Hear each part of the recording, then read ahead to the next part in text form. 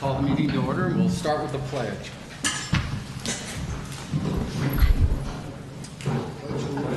To the flag of the United States of America and to the republic for which it stands, one nation, under God, indivisible, with liberty and justice for all.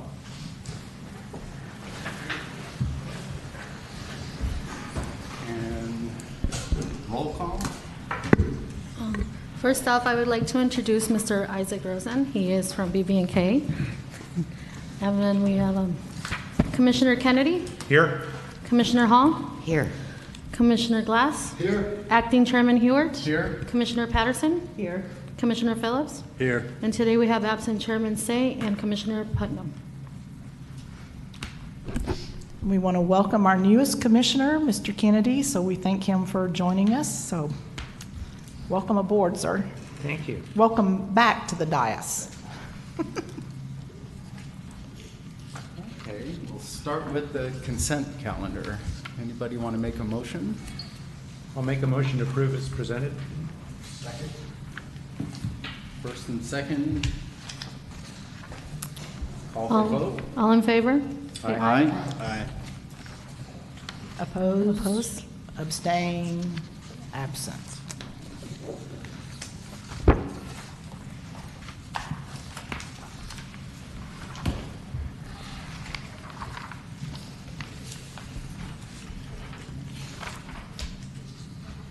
We'll start public hearings.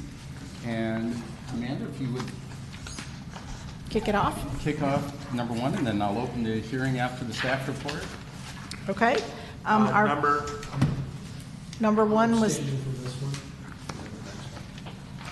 The first two. Due to an oh, the economic, first two. Okay. standing due to the economic interest. And also proximity. Proximity.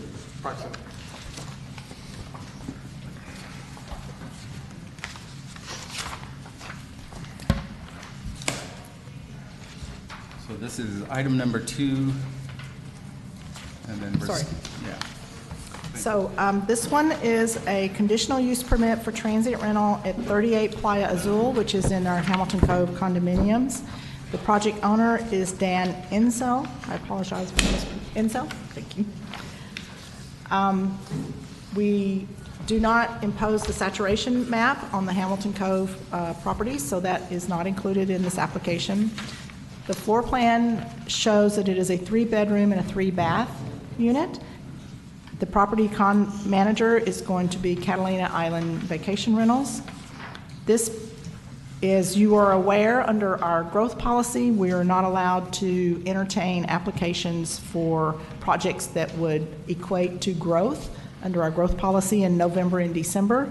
And so we're making the finding that the transient rental is not considered growth, and so we are allowed to hear this application this month. We are recommending that you can make the appropriate findings to support the coastal development permit as required by the Coastal Commission. We are recommending that you can make the finding that it is within the 300-foot appealable zone. So should someone wish to appeal the approvals, they would first appeal it to the City Council, but then they could also appeal the coastal development permit to the Coastal Commission should the council not reach a decision that they agreed with. We're also recommending that you make the appropriate findings to support the conditional use permit, and we're recommending, sorry, I lost my place, that you make the appropriate findings and find it categorically exempt under CEQA section 15305 of the state CEQA guidelines. And when you make your motion, we want to do the CEQA first, please. And the applicants and their representatives are in the audience if you have any questions. Any questions for staff from the Planning Commission before we open the public hearing about this project? No? Okay. I'll just say my usual. It does include a golf cart, correct? We're not recommending that it doesn't include a golf cart. That has been a condition that we typically only impose in the flats. And we're not recommending that there ever be a bus service to Hamilton Cove instead of the... I believe that was recommended in the original development agreement many moons ago. And then at some point, several years into the development agreement, they came back to the city council and requested that that condition be changed. I think it was originally, I think it was a ferry. It was, I think, a carpooling situation, I believe. But it was something other than each unit being allowed a autoet, just like all the other properties in Avalon. And they made the argument to the council that they should not be treated differently than everyone else in Avalon, especially in their remote location. And so the council removed that restriction from the development agreement.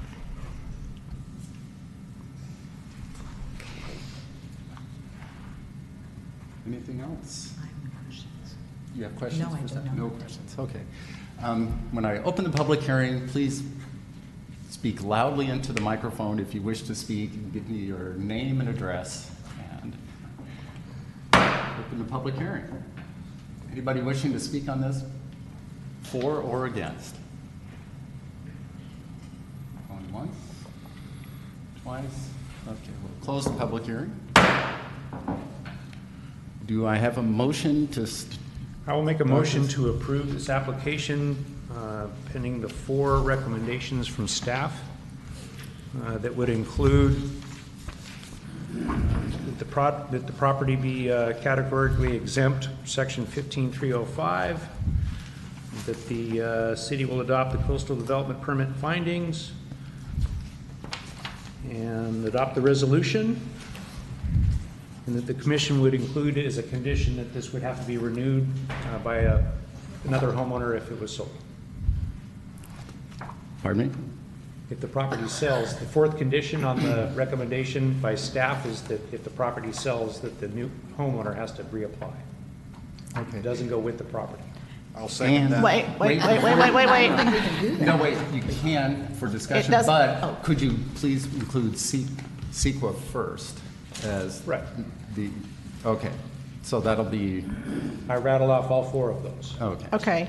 The condition reads that the new owner would be required to register their ownership. They would not be required to renew the conditional use permit.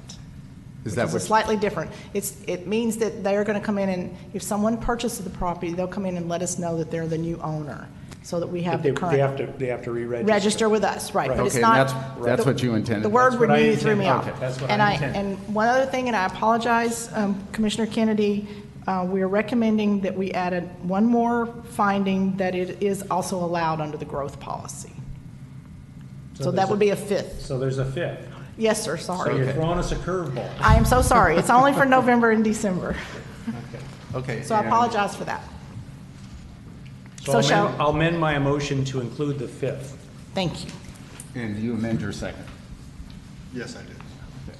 So we've got a motion and a second. Any discussion? I would just like to add that the reason we added the 4th condition is for us to be more organized. Registering the new owners helps us. We experience that when we send out the 65 letters to those properties that have not paid TOT, we send it to the previous owner and not the new owner. So this helps us be more organized and have our records clean. No discussion? Call for a vote. Commissioner Kennedy? Aye? Commissioner Hall? Yes. Acting Chairman Hewart? Yes? Commissioner Patterson? Yes. And Commissioner Phillips? Yes. All righty.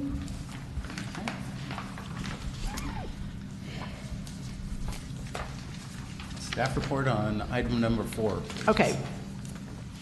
First, because Mr. Savage notified us that he wanted to pull item number 3, after we had sent out the public notices, we need to open it. If there's anyone here that wanted to speak regarding Mr. Savage's application, they should be allowed to speak, because we did notice the hearing before he wanted to pull it. But then the commission's action would be to continue the public hearing until the next December 19th meeting, to the December meeting. Do So we need open that? it and continue it. Okay, and we need to go through the motion I believe so, to yes. continue it. Yes, So it'll be a yes. formal Because continuation. if you don't do that, then we have to renotice everything, and that, in terms of sending out the mail and stuff, where this way you open it, then you can continue it until. Do I close the public hearing before we? No. So You continue. Motion to continue the public hearing until the December 19th planning commission. And that's what we did at the last. Yes, we wasn't did. it? Okay, so I'm going to I will start the continuation of our meeting. You're going to continue the continuation. Okay. Open the continue- So done. Anybody wish to speak on item number 3? Which is the 155 Olive, conditional use permit application for a transient rental.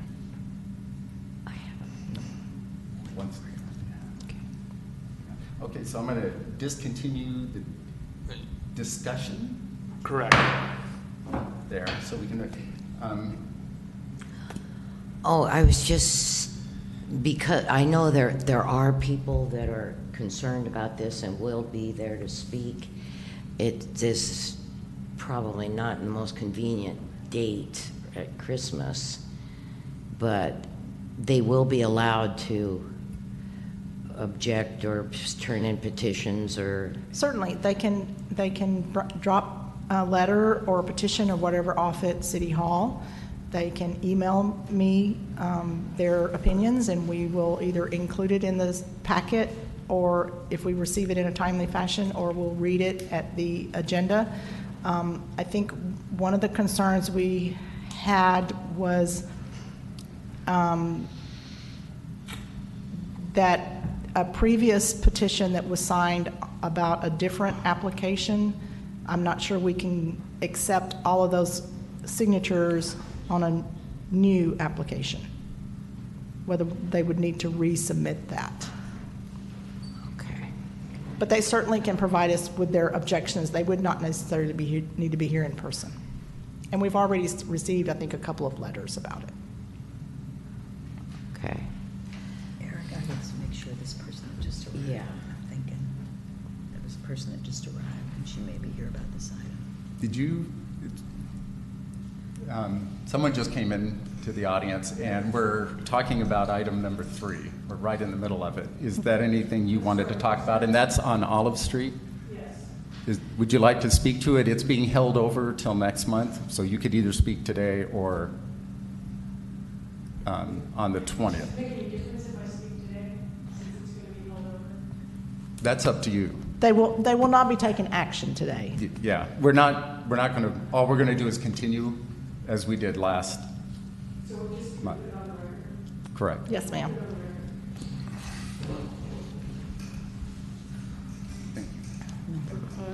Ellen Horn, 112 Olive. I was here last time. I'd rather eat my liver than speak in public, but this is important to us. We have half of our very small street is already taken up with a hotel. We have enough strangers in our neighborhood. We can't afford this kind of constant disruption. Now, I know there's money on one hand, but there's a quality of life that we're trying to protect here. We already have lots more strangers in town because of the increase in the ships coming in. This is feeling to us like there's never a time when it's ours, when it's never ours. This would just make this one more brick. And I'll be back here to say it again. Thank you. Thank you. Thank you. Okay, do I have a motion to continue? I'll make a motion to continue the hearing to the December meeting. A second? I'll second that. Okay. Vote, please. Can you call? Commissioner Kennedy? Aye. Commissioner Hall? Yes. Acting Chairman Heward? Yes. Commissioner Patterson? Yes. And Commissioner Phillip? Yes. Alrighty, all ayes. Okay, now Now we're item on to number 4. Thank you, ma'am. This is also a conditional use permit for transient rental at 40 Playa Azul in Hamilton Cove. The owners are Ralph and Betty Ketchum. This property is a also a 3-bedroom and 3-bath property. The 24-hour contact person is going to be Rosie Rodriguez. We are also asking that you make the recommendation that it is allowed under the CEQA exemption 15305 You make the finding that it is allowed under the 2019 growth policy, as it is not considered growth. We are recommending that you can make the findings to support the coastal development permit with the additional finding that it is within the 300-foot coastal appealable zone. And we can make the findings to support the conditional use permit for transient rental. So we will have the 5 findings again, that it is categorically exempt under CEQA guideline 15305, that they adopt the findings to support the coastal development permit, including that it is within the 300-foot appealable zone, that the commission include the condition of approval, but that a new owner shall be required to register their ownership with the planning department, that the planning commission make the finding that the application is allowed under the growth policy, and that you adopt resolution -19-30 approving the conditional use permit. Okay, I'll try this one, see if I can get through that. Okay, so I make a motion that, wait, oh, I'm sorry, public hearing, sorry. Yeah, I did it and again. first thing, we'll start with I'm sorry. any questions for staff from the planning commission before we open the public hearing. No questions. None? I don't know. Okay, I'm going to open the public hearing, same as the last time. Maybe someone wanted to speak at this one. If you wish to speak for or against this conditional use permit, please step forward. Seeing no one stand, close the public hearing. And do I have a motion? Or, No, I mean, yeah, I'm we'll just start going with the to, motion and then follow. with the 5 points. Okay, I make a motion that the planning commission find the project, that we approve this under the, with the, that this project is categorically exempt under section 15305 of the state CEQA guidelines, that the planning commission adopts the findings to support approval of the coastal development improvement permit, including that the project was in 300 feet appealable zone, that the planning commission adopt resolution 19-30 approving a conditional use permit for operation of a transient rental at 40 Playa Sul, subject to the conditions of approval, that the commission also include in the conditions of approval that upon the sale of the property, the new owner is required to register their ownership with the planning commission, and that this will not be in opposition of the growth policy, It's allowed under the growth policy. allowed under the growth policy. I will second. Second. Any discussion on the motion? Seeing none, we'll call for a vote. Commissioner Kennedy? Yes? Commissioner Hall? Yes. Acting Chairman Hewart? Yes? Commissioner Patterson? Yes? And Commissioner Phillips? Yes. All ayes. Okay, I'll go get Bart. Oh, thank you. And I'm going to step aside because I live too close. I Okay, live within 500 feet of the next proposal. that's right. Eric and Ms. Patterson? Ms. Patterson has to abstain. So you'll need to,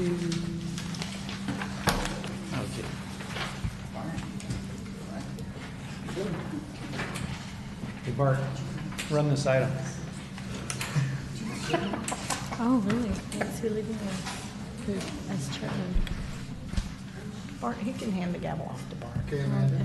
Yes, sir. So item number 5 is a conditional use, application for a conditional use permit for transient rental at 312 Catalina in the lower unit. This is a property that has 2 units in the structure, and I believe we have some recent information on how the second unit is going to be used. Oh, yes, it will maintain as a year-round rental. Okay, so the second unit is going to remain as a year-round rental, and they will be getting the transient rental for the lower unit only. The lower unit has 2 bedrooms and 2 baths. I actually used to live in this little house, so it's a nice place. And they've done some major upgrades, so it's really nice. The property manager is going to be Catalina Island Vacation Rentals. We're recommending the same findings, that it is allowed under the 2019 growth policy, that it is, you make the finding that it is categorically exempt under section 15305, that you make the findings to approve the coastal development permit. This property is not, This is item number 5, what?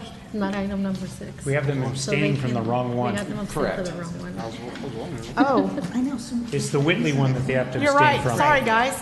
yeah, it's okay. That was It's all that was a right. test, just to see if any, we were paying attention. Passed or failed. Thank you for whoever Was that noticed fun, that. Barb? Did you do anything? So this, we are recommending that you make the finding to support the coastal development permit. This property is outside the 300-foot appealable zone, so you would need to make that finding as well.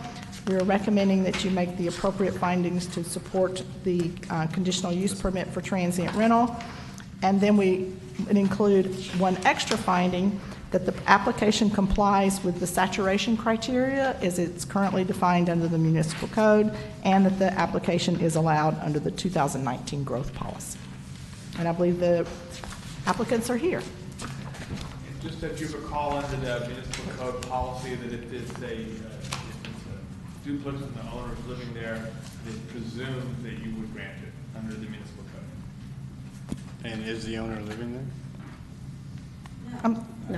No, they don't live there year-round. We've always rented it on a year-round basis to someone who lives on. Before we open the public hearing, questions for staff?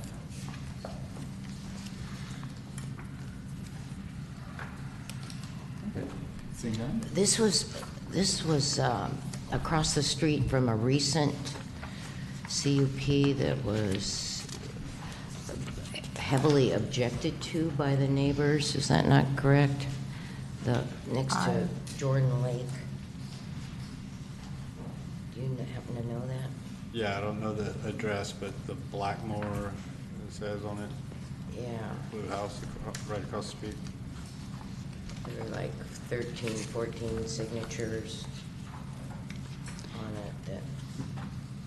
And I missed the first part of the discussion. I'm sorry. It's all right. Did any letters come in on this? We have not received any objections to the application.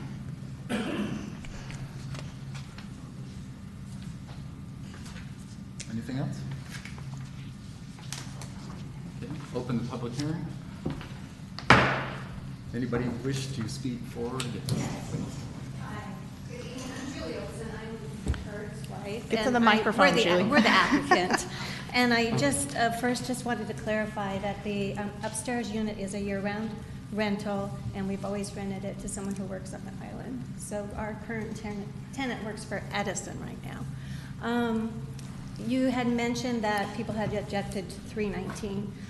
I was very proactive, and I went around and spoke to all of my neighbors to let them know what we were doing and why, and they all understand, and they've been all very supportive of us. So that's why there's no objections. So I just wanted to let you know. Okay, thank you.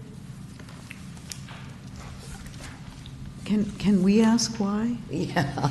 I mean, What are you doing? You shared, I mean, unless it's, you know, We did send a letter with our company, and it's, just our situation has changed.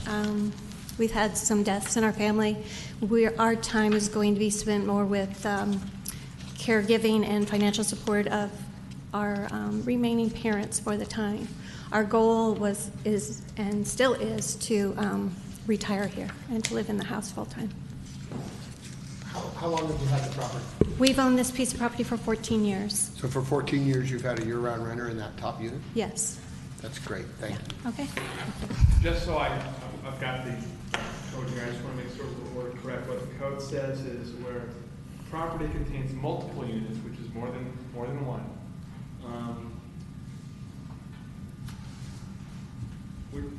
And one of those units is used for as a year-round rental, the planning commission should approve the application absent other conditions. wait, could you say that again? With respect to when we have a special provision for single and multi-unit properties, and it says, in the absence of other negative findings, where the subject property contains multiple units which are utilized for year-round rental, the planning commission should approve the application.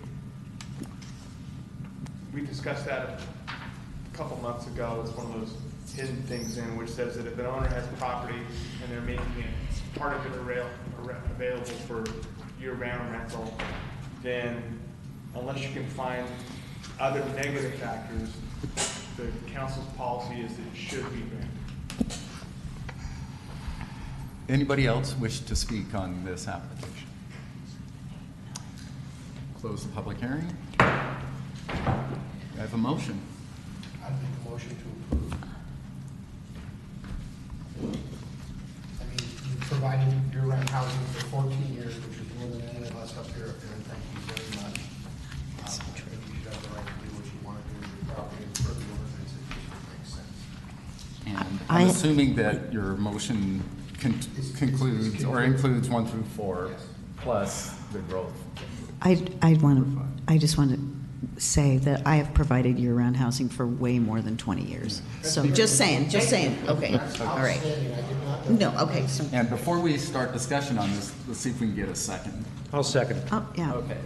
So it's moved and second. Any discussion? This I is- was just going to say,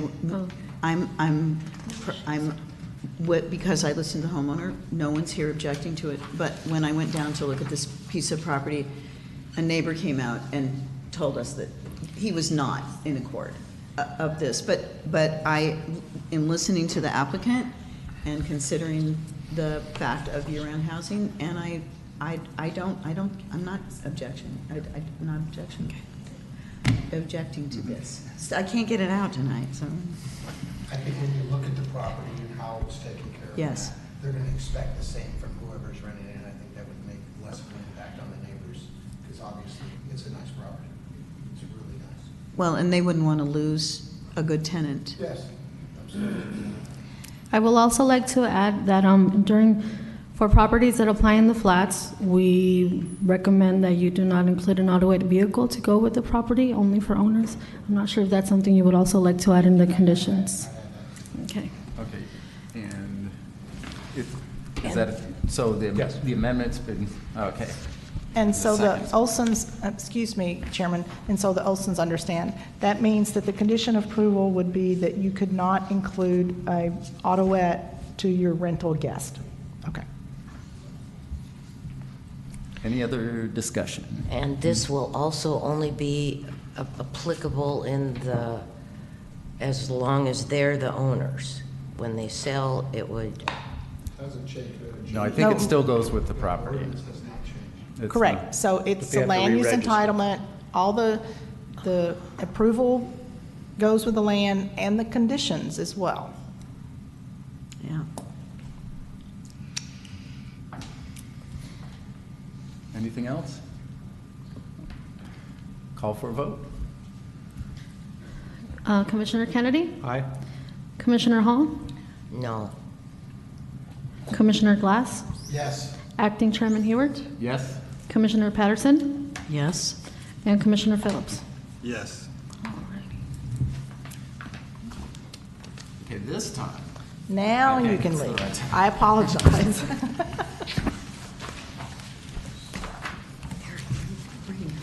Yeah. Thanks.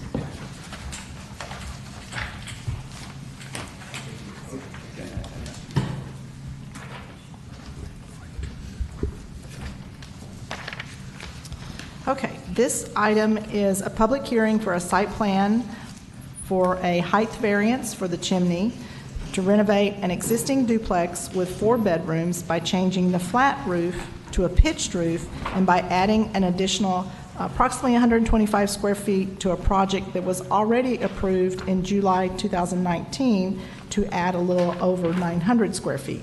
This will bring the total addition to a little over 1,000 square feet for the property.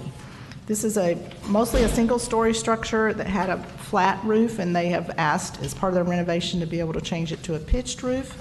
But because this is a wood-burning fireplace, the building code requires a certain separation between the roof line and the top of the chimney. So by changing it to a pitched roof, it raises the height of the chimney. And so they do require a height variance just for the chimney for this project.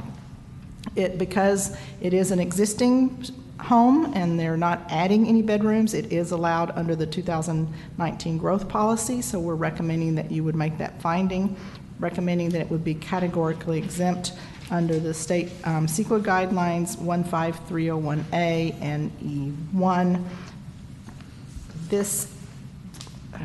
I lost my place, I'm so sorry. The variance includes renovating the roof to change the roof line from a flat roof to a pitched roof to eliminate the potential for leaks. And so the chimney is going to require a height variance. I'm sorry, I'm repeating myself.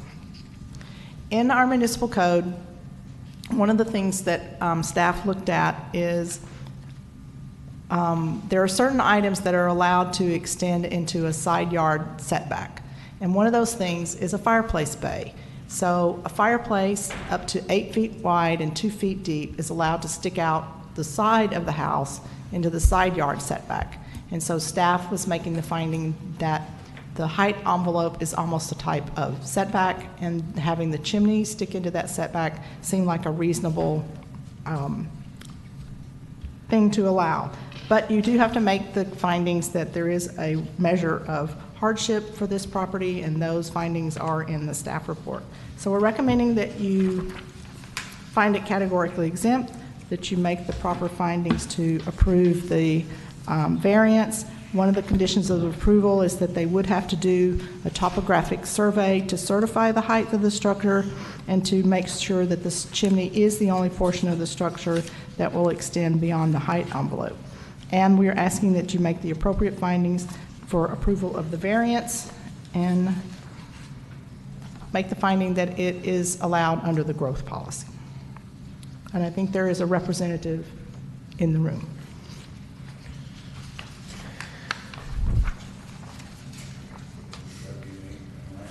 Any questions for staff? Not a direct question, but a statement. It sure seems that we as a city get to deal with variances a lot more than we probably should. So I would recommend that maybe at some point we rally up a little study session on the things that are most common. And I know that we've got floodplain issues down on the flats that are going to change some of the height and scope. I just think that it should probably be, a variance should be in front of us a lot less often. I would agree. And I think that we've got the ability in town to kind of make some adjustments to make those things fit. I went by and looked at this particular property where I'm kind of tying it in, and I take a gander across the property, and this seems to be a single-story structure with a fireplace sticking out of it, and you have two huge homes on either side of it. So is the theory here that this is exceeding the height envelope because it has not had the engineering done to determine slope of the lot? I'm not sure I understand. I'm sorry, Bob, but I'm not sure I understand the question. So when you're looking at the property, correct? Just the layman eye, right? You've got correct. Two towering structures, one on either side that have correct that meet the envelope. Correct. Right. So I'm puzzled as to why this one does not. Okay, I think I have two answers to your question. On the downhill side, that property had already been created almost into a pad years and years and years ago. So whereas this property still retains a lot of its original slope, which is a ridge line. The second answer to the question is the downhill property did get a small height variance for what they have up on their roof deck. So the one on the downhill is a little above the height envelope. The one on the uphill has been there for a really long time, and I'm not familiar with that property. So because this one still has the original slope, which is like this, when you measure the height envelope, that part right in the middle where the chimney is going to be is going to stick out of the height envelope. I get it. Thank you. So they have this odd shape, which is one of the hardships that we reference in the variance findings. When we first approved this, the last go, it was with Mr. Zeller, correct? And it had no parking. Correct. And if you look on this site plan, and I apologize, I didn't point that out, they are creating 2 autoet parking spaces underneath that front deck. I voted no just because of the parking aspect, but now it's fixed. Any other questions of staff? Open the public hearing. Anyone want to speak?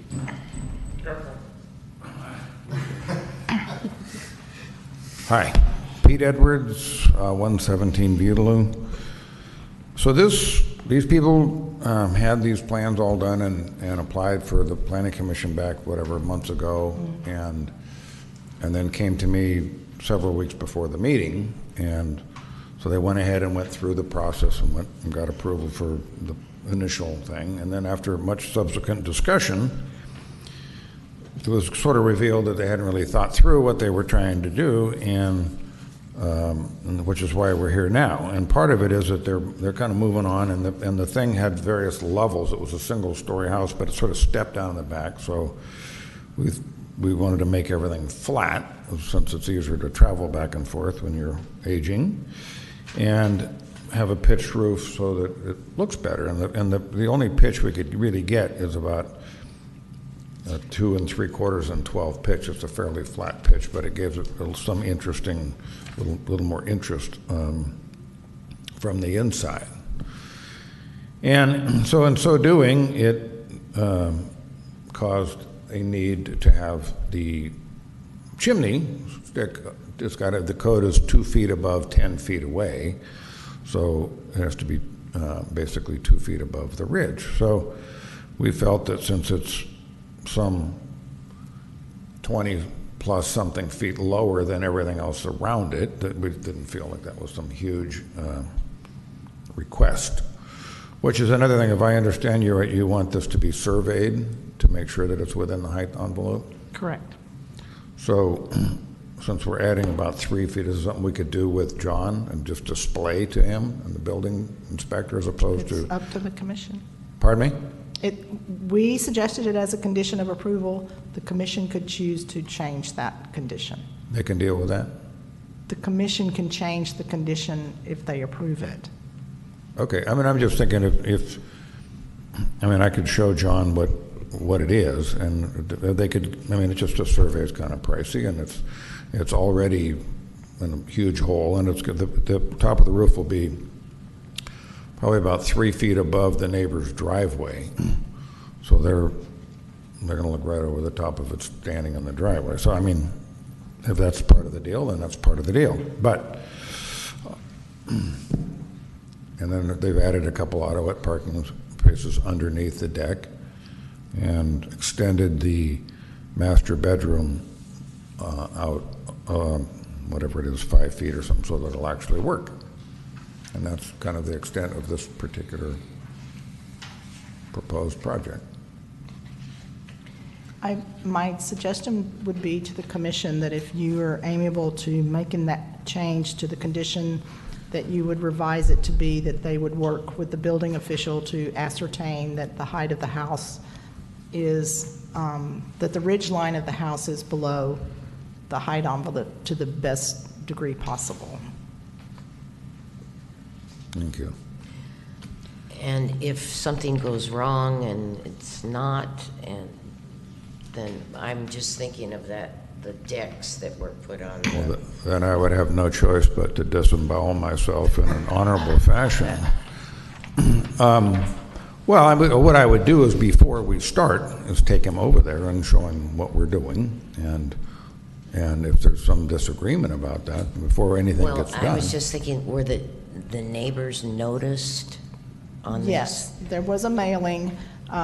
We did hear from the Warners, who are catty corner to this property in the back. They're actually a Whitley property, not an East Whitley property, and they did not receive a notice, and we were able to determine that the mailing address was incorrect for them.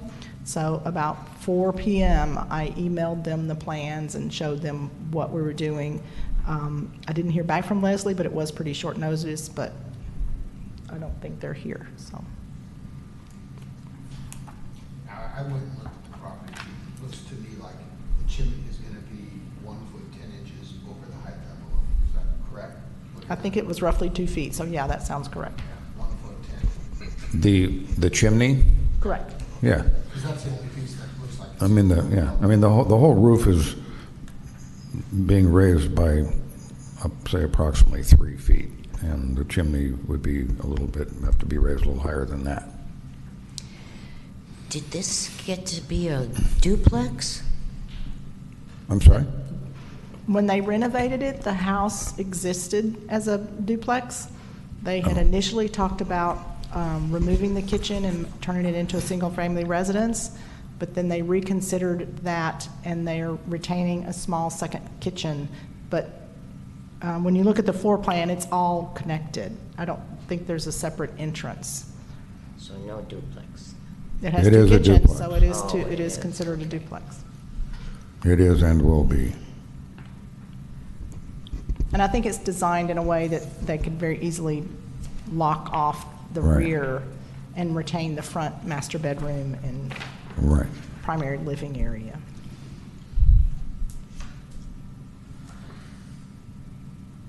And put in year-round housing. If they chose, that would be nice. Any other questions? That's it? Okay. Anyone else from the public Thank wish you. to speak on this matter?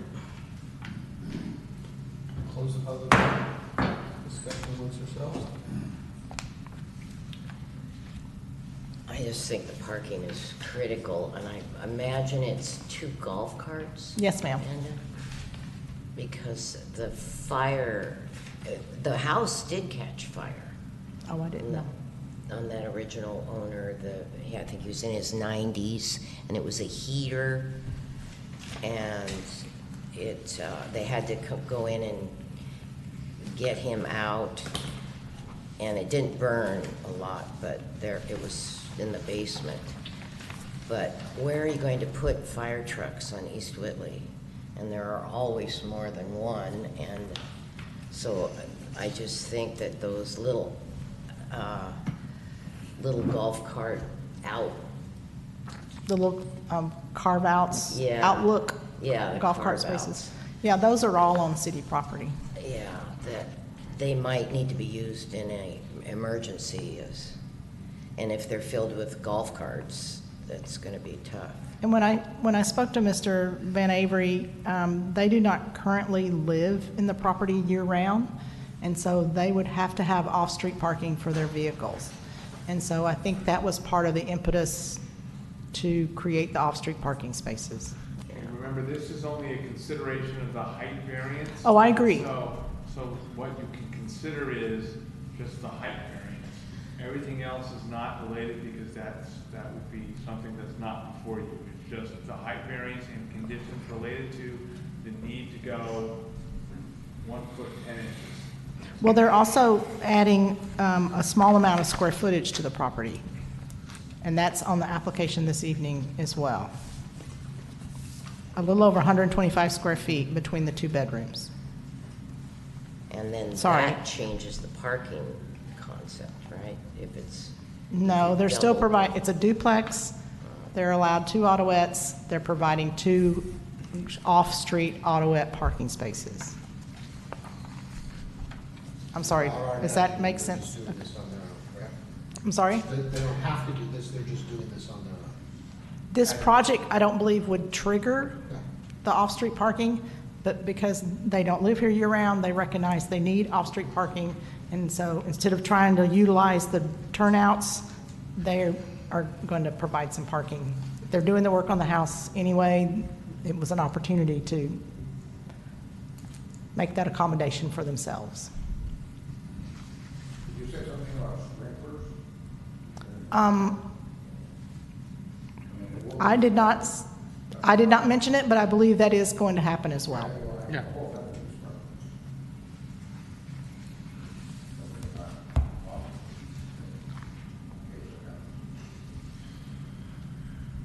Okay, I'll make a motion to approve this applicant's variance with the additional square footage and thank them for adding 2 autoette parking spots as part of the scope of this project, and modify staff recommendation to allow the builder to work with the building official to determine height, that the roof line does not exceed that of which is in the plans, One other question didn't this property recently sell? I believe so. So one of the conditions is to have the sewer lateral examined before a building permit can be obtained, but that's been done. That would have been done as part of the sale, yes. So I would remove that as one of the requirements in this application. And That was done, and we have to repair that. so once the repairs are done, it'll have to be done again? No. No? Okay. And that there are two other conditions, one that the project is categorically exempt, and the other that you're approving also the site plan. Thank you. Correct. I'll second the motion. Who seconded this project? I did. Jan, you did. Commissioner Hall, excuse me. Commissioner Kennedy? Yes? Commissioner Hall? Yes. Acting Chairman Glass? Yes. And Commissioner Phillips? Yes. All right. Let me go grab the others. Thank you.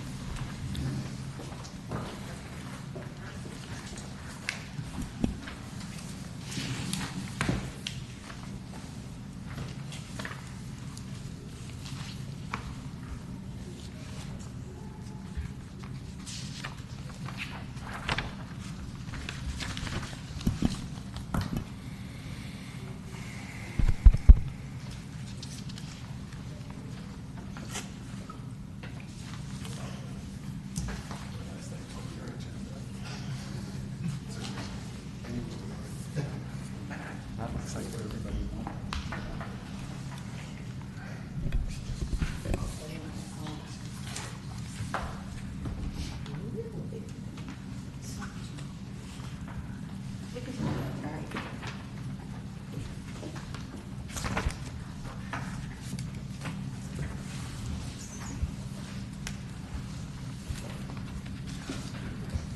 Ready? Ready for item number 7? Yes. Item number 7 is a public hearing to review the proposed changes to our inclusionary housing ordinance. There's been some state legislation, and it needed to be updated anyway. So we have Isaac Rosen with us this evening, and he's going to walk you through those changes and discuss that with you. Good evening, Commissioners. Again, my name is Isaac, and I will be presenting this item on a revised inclusionary housing ordinance. I know for most of you this has been a long time coming. The Commission and the City Council first had a study session on updates to the inclusionary housing ordinance last August, but I know we have at least one new member as well. So to just catch everyone up to speed, there had been some revisions made by the legislature in response to a court decision regarding inclusionary housing that requires that we as a city now sort of update our ordinance to be in compliance with that state law. So following that study session and the input we received from the Commission and the City Council at that time, we worked on a revised ordinance that came back to the Commission, I believe, in February, and the Planning Director and I have been working on revisions to effectuate the other changes that the Commission had requested. So what's before you tonight is a resolution to recommend a revised inclusionary housing ordinance up to the City Council. The big picture items are contained in the staff report. I'll just run through those quickly, and then I'm available, of course, to answer any questions. The city officials, the Commission included, had expressed a preference to keep a 20% inclusionary housing requirement for residential developments, and this applies to residential developments with 5 or more units.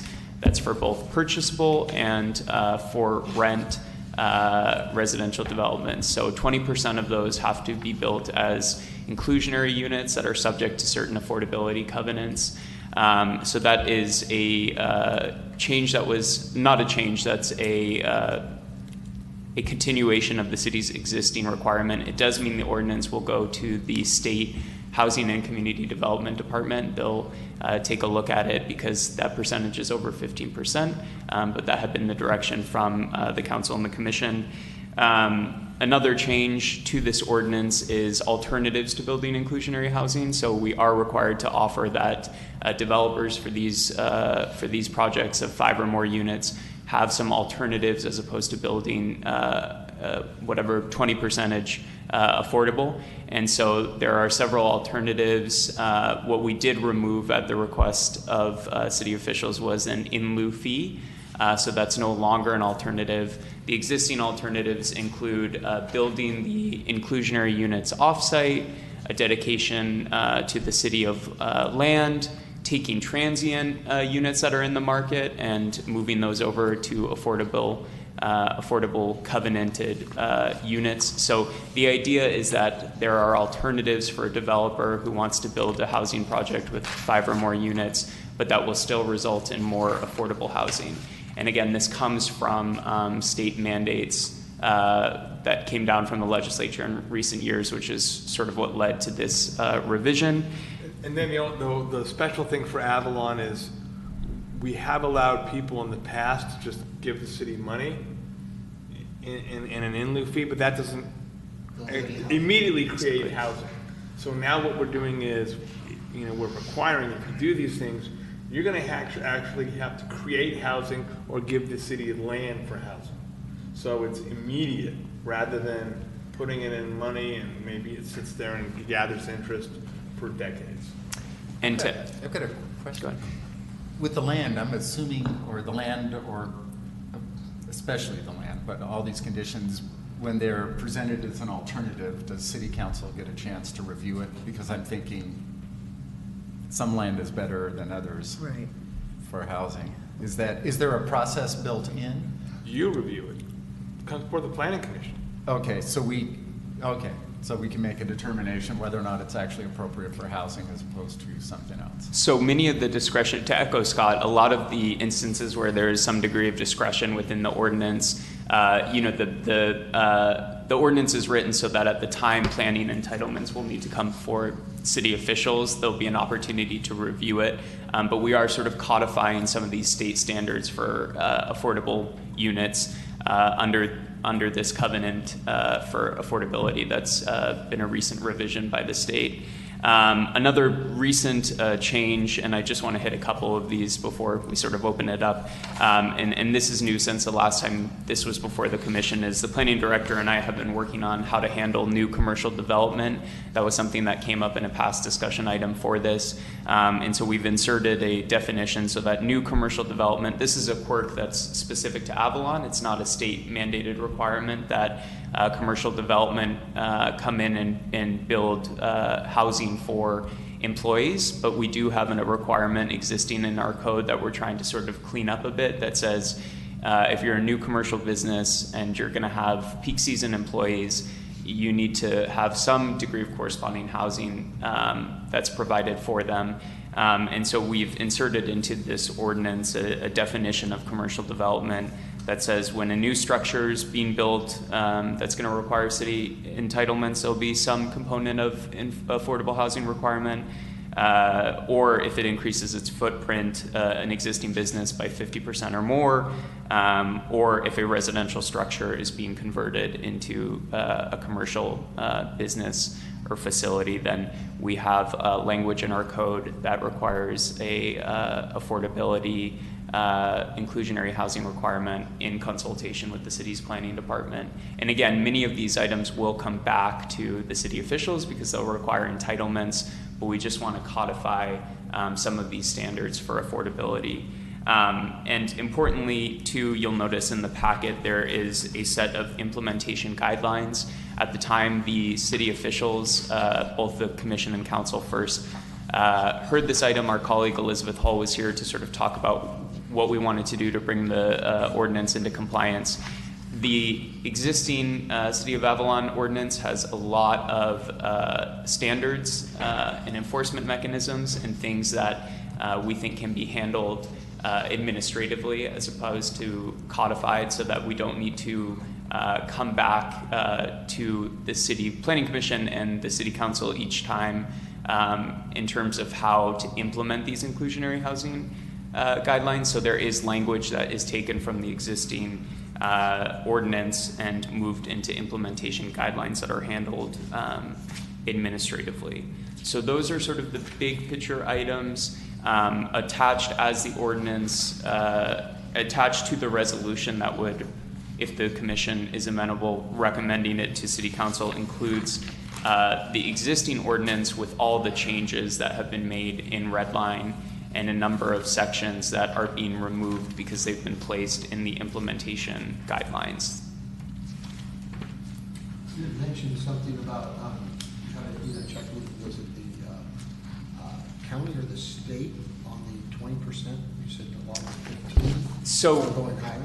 yes. So in August of 2018, when this first came around, if the HCD, basically, if you're requiring more than 15% affordable units for purchase or for rent, when you have these developments that are subject to these, so 5 units or more, if a city chooses to have a percentage higher than 15 that it requires for inclusionary units, these affordable covenanted units, then essentially the state just wants to take a look at that ordinance. And so last August, that had been something that had been discussed, and I think the consideration at that time was that, Avalon's in a unique perspective in terms of its housing needs, and so that was contemplated that the city would stick with 20%, and it would go to HCD for review, Housing and Community Development.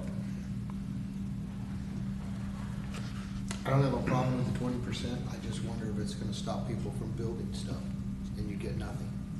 So you raise the requirement, you're going to take 20% of inclusionary housing. Is someone going to come in and build 5 minutes? You've always had 20%. It's always been 20%. Always been 20%. And what this is, that because we're redoing the ordinance, and the ordinance continues that, we have to send it to the state for their approval. On the inclusionary housing side of this, who sets the affordability? How's that determined? Is it done based on local market here on the island, or is it? Sure. It is, the affordability is based on 2 state standards for low income and moderate income, and those are formulas that are under the Health and Safety Code, and I believe we included a definition within the implementation guidelines. In the ordinance, we cite specifically in the definitions to the Health and Safety Code sections, the idea being if those change, then we don't need to come back and revise the ordinance. But the planning directors had a good thought on this, which is we should include that definition in the implementation guidelines. So affordable housing costs for low income, it's 30% of the maximum annual income within the county. So the state sets the county number, and for low income residents, I think it's 80% of that. And then for moderate income, I think it's up to 120% of annual median income. That's the acronym AMI. So the state sets what the area median income is for each county in the state, and then for low income residents that are the covenanted units, it's I think 80% of the area median income, and it's also further distinguished by family size. So if you have 4 members of the family, the area median income reflects how many people are living in the household that's under covenant. It's what the state tells us what to do, and we're just. That was the origin of my question. Sounds like Yeah, it's not based on Avalon. It's outlined in data. section It's 5 based on of the LA ordinance County. here. And they're sticking with 30%. Well, So the reality is, although the inclusionary aspect of this provides us with housing, it's not really providing us with housing that those we want to serve. That's the reality. Unless it's, it's used for senior housing or, somebody that does not have an income is the reality. But it's still housing. Because of income Right. and where you are. Right. so there are restrictions on the affordability between how the state defines low income and moderate income relative to the county's area median income. That's true. We did remove, as part of the study session when the council and commission was considering this in August of last year, the city had a moderate income category that it had within its inclusionary housing ordinance, but the discussions at that time was, since that's not a state enforced category, we wanted that perhaps dealt with by the commission or in consultation with the city council, separate from the inclusionary housing, where we do have our limits under the state standards. I wanted to ask a question about the implementation guidelines. So I just want to make sure I understand what it's saying here, is that some of the things that are right now prescribed by whatever we have going now would not be that, we wouldn't have to come back and if we needed to change them, that could be done administratively? Is that what you're saying? So do we get to look, before this all becomes, do we get to see what those include? Yes, so the implementation guidelines, the ordinance has a section that contemplates that the commission will make the recommendation to the city council, but the draft ordinance that would be recommended is that there's approval of these separate implementation guidelines that would then be handled administratively. And we do have a copy of those implementation guidelines to show sort of what provisions we took from the ordinance and moved them into this sort of separate and not codified language. So it has a lot with tenant criteria for selection, enforcement mechanisms, things that could be handled outside of the ordinance itself. And we'll at some point, we'll look at those. Yes, they are in front of you this evening. They are here already? Yes. Okay.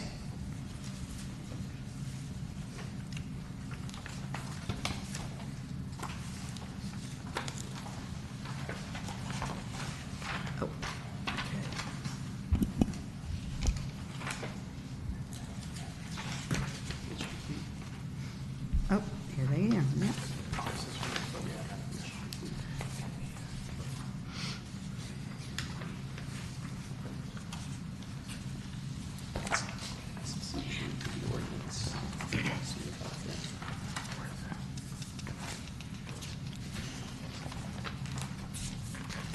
So all of these things that are in this particular document, the one that says implementation guidelines, inclusionary housing, okay,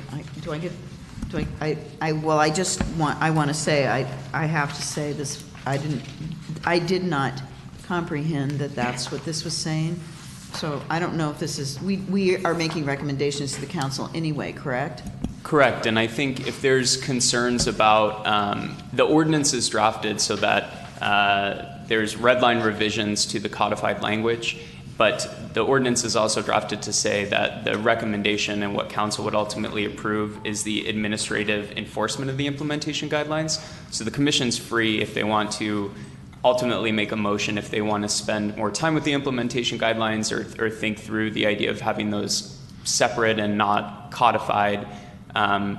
We can amend the ultimate recommendation if the commission wants to do something different with those standards. I mean, for one, I would even say we should probably make that, spend some time with that. I mean, we may always have someone as ethical as our current planning director. So I would love to look at that as a commission and perhaps just do a little, like if everybody split it up, we split these up because it's a lot. And maybe we all took a section of that and came back and just sort of summarized for each other. That's just a suggestion, because that could come back and be an issue. No? Yes, maybe? Anybody? I think one option as well is the commission could consider if they wanted the implementation guidelines to be approved by the commission and by the council. It could be done outside of the language of the actual municipal code. They could exist as a policy, or they could be done as codified language. Yeah, one thing I'm thinking of is the whole reason with an ordinance, if you did the guidelines via ordinance, then you have to go to the planning commission, and then it takes one hearing there, and then it goes to the council, and another hearing. We could make it so that the guidelines itself are required in the ordinance, but they can be adopted via resolution, which means they go, it's much quicker, and they can do it more often. It's more nimble. You don't have to go through a 3 or 4 month period. And that still then go through you on the actual implementation guidelines. So you could recommend the ordinance now, and then the guidelines can be adopted via resolution at any time prior to the effective date of the ordinance, which gives you basically a month and a half from now to go through that, so you could do it at the next meeting, if you wanted to tackle and look at the implementation guidelines more carefully. That makes me more comfortable. I mean, it's not like we're dealing with this every 5 minutes, but it's a big thing. Well, I like your idea of cause and effect. I mean, this is a big deal, right? I don't see a handful of developers pounding at the counter saying No. this is going to put us out of business. No. But we all recognize that we have a housing issue, right? So anything that encourages some sort of inclusionary housing through this process is a great thing. Then we have to ask ourselves, who are we trying to house? The ones we're trying to solve, the housing we're trying to solve in this community is either those that are here and retired and no longer working, or those in our workforce, right? And when they tie that to an affordability clause, I'm sorry, but the affordability clause in LA County, if you're a family of 2 and both of you are working in the community, you don't qualify to live in this housing. And that's a problem. You know, so you make too much money To live in the affordable. to live in this affordable housing.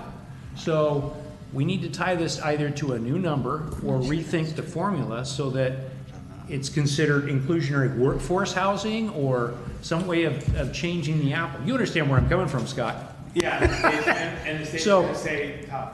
You have to. Well, Yeah. but then the reality is that, okay, so somebody's gonna come in and build 7 units, right? So they're gonna set aside 20% for inclusionary housing, of which the people aren't currently living in this community that can meet that requirement. That's a problem. You don't think there's poor people living in Avalon? If they're gonna be honest about it, and they're actually going to submit the appropriate taxes, if 2 busboys working in, and I'm gonna grab a restaurant, I'm not picking on the El Galleon, but let's say it's a husband and wife and they both work at the El Galleon restaurant. They're gonna make too much money to qualify for this housing if they're working there full-time or part-time. That's already the case. If that is the case, but I would have to say, I think there's a lot of people here that aren't making that kind of money. Yeah. And I agree with you. Anybody that's working in a tip-based service industry is going to be making good bucks. But if you're a maid at the Hermosa, I think you struggle. And when rents are, Well, you do struggle and rents are high. Rents are That's not high. my point. My point is that the housing requirement, what these guys have to pay for rent, they have an income cap, and they will exceed the income cap based on what I'm gonna look up the numbers. Well, you guys can keep talking about it, and I'll look up the I actual have financial number. two Go ahead. things. Yes. I just wanted to confirm that I understood what Scott was describing, and it was that we would have in the ordinance that the Planning Commission would adopt by resolution the implementation guidelines, and that the implementation guidelines would not necessarily have to be approved by the city council? Is that what you said? Would the implementation guidelines have to go to council, or could they just be approved by the Planning Commission? That is what the planning commission can recommend. Right. That either the implementation guidelines go to the planning commission for recommendation to the council. Right. Or that the ordinance say that the planning commission drafts the implementation guidelines and it doesn't go to the council. So the council's going to make that Yeah. particular decision? Well, but you're gonna want to recommend whether you decide, whether you make the decision or whether you recommend to the council that they make the decision. And I would also suggest if Bob's not able to find the numbers, we are under the LA County's SMSA, I think is what it's called, Statistical Means Area. I can't remember what the acronym means.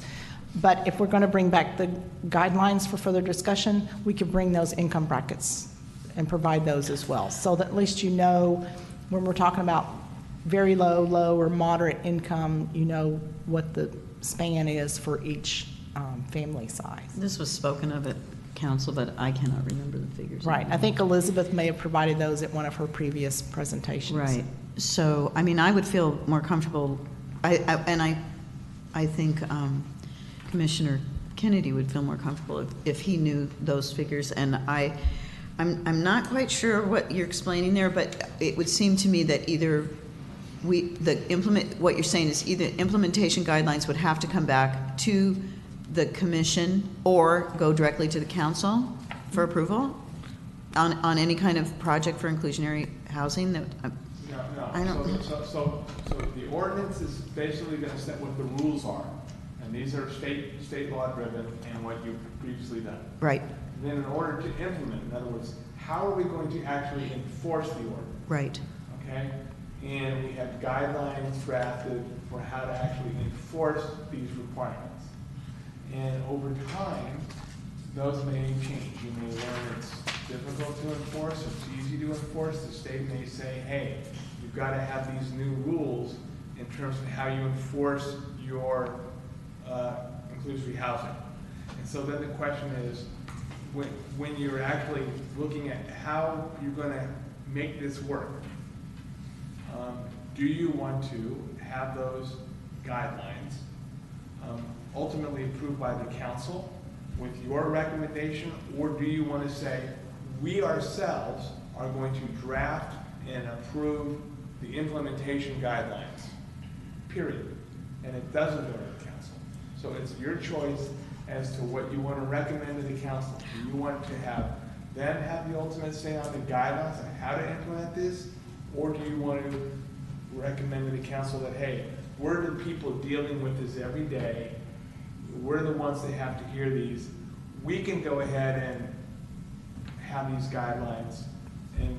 But I thought that what part of the thing that was said here was that some of these guidelines, we can make it be that it would be just part of administrative, not being part of coming to a council or commission. No? Yes? No? Okay, sorry. Let me back up. Let me make a stab at it. So part of our goal is all these guidelines are currently in the municipal code. And we're trying to get all of that administrative guidance out of the municipal code and into an administrative document, which would be the guidelines. The second question is, do we want staff to come up with the assistance of those kind gentlemen over there with the guidelines, or does the Planning Commission want to review the guidelines, or do you want to review the guidelines or recommend to the City Council that you propose the guidelines and the City Council ultimately approves them, but they remain outside of the ordinance? Okay, I get it. It took a woman. Okay, so thank you. I have two, what I think are kind of a different kind of question, maybe substantive. We talked earlier about the inclusion or the housing as required by new development for 50% of the peak employees. How does that relate to income requirements? The new commercial development requirement in our inclusionary housing ordinance is actually separate and apart from our requirements under state law that relate to the for sale and for purchase residential units. So it's a quirk specific to Avalon that's been in existence, and based on sort of past conversations, the desire was there from some city officials to retain this this sort of quirk that requires just specific to Avalon, so not based on state standards, that new commercial development that's going to come into the city is required to provide housing to their peak season employees. Okay, so that the income it's a different ball. Yes. I mean, it's a whole different thing. Yes. So that, yes. One of Bob's concerns. So then the other one, I'm sorry. And then on that, the current municipal code does not have a definition of new commercial development. And so what we're doing here is now we're saying, okay, so here's what it's going to mean, so that it's you're going to bring in a new business, going to add employees, or you're going to expand your business and add employees, and you're doing these other things. Right now, it's kind of a vague concept, and it's subject to fights. And is that going to include change of use? Because there could be, for example, what would be considered a new business, which would be an existing business that's now change of use. That would be categorized under the same criteria? If it increases in the number of employees, yes. Right. The whole purpose is if you're doing something, you have more people working. Right. You've got to provide housing for more people. So for the sake of this conversation, the LA County low-income category, a homestead of two individuals is $20,350, or a family of 8, $42,380. Is that very low? Huh? Is that very low, Bob? Yes. Okay, that's very low. Okay, now, however, substantively speaking, or at least how I'm looking at it, that's a requirement. We don't have the flexibility to adjust that. We get to live with it. However, I think we don't have vacant housing because everybody makes too much money, right? I mean, at least I don't know of any housing that's sitting around empty because we all make too much. Oh, like Everybody affordable on the units. island, right. Yeah, So no, what I'm all the thinking affordable is- properties have waiting lists. So when these homes, let's say somebody builds and they build 5 units and they're for really low income, what I suspect is going to happen is there'll just be the Chinese checkers shuffling of housing that goes on here occasionally. And some people will qualify for it, they'll move into it, and then the homes they couldn't afford, which they paid 60% of their income into, will become empty and available. And then there'll be the churn that happens when one person moves and everybody starts moving. So I'm thinking, even though it may seem on the surface not to really be helping us, I think it will, because it will just shift people around, and hopefully 5 units aren't going to sit empty, no matter what the criteria is. And Unless I have it's a, really hot. So I guess I'm not as you know what I'm thinking. No, I understand. I'm just looking at cause and effect, and I think if Paula's suggestion is, hey, let's take some time and actually dive into this stuff so that there's enough teeth in here to help with our housing where it can help. Yeah. And where it can't help, and we move on. But go so ahead. I have kind of a question, but a statement. So one of the implementation guidelines is when it's determined that a project is subject to inclusionary housing requirements, whether it's a residential property or a commercial property, they have to submit an inclusionary housing plan. And that plan says we're required to include or build, let's say, 4 units. And they submit a plan that says, of those 4 units, we're going to make 2 moderate and 2 low income, or 1 moderate and 3 low income. The city gets to approve that.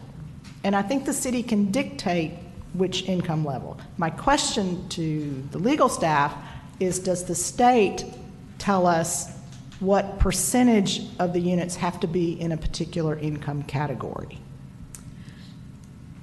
I don't believe so. I think we have a 20% set of units that have to be under an affordability covenant. And so I think there's some leeway. So we can set the standard of the affordability side of that covenant. Well, we could say, That's a we good want thing. 2 of them to be moderate and we want 2 of them to be low income. this is They right. don't all have to be Right, very okay. low And, income. and units. this is what happened at the East Whitley property. That was the discussion that came up with as far as What low, income moderate, bracket? low income, is how they divided up those properties, which ones would be under what category. I think- And so the city, I think, designated that, right? Yes. The council.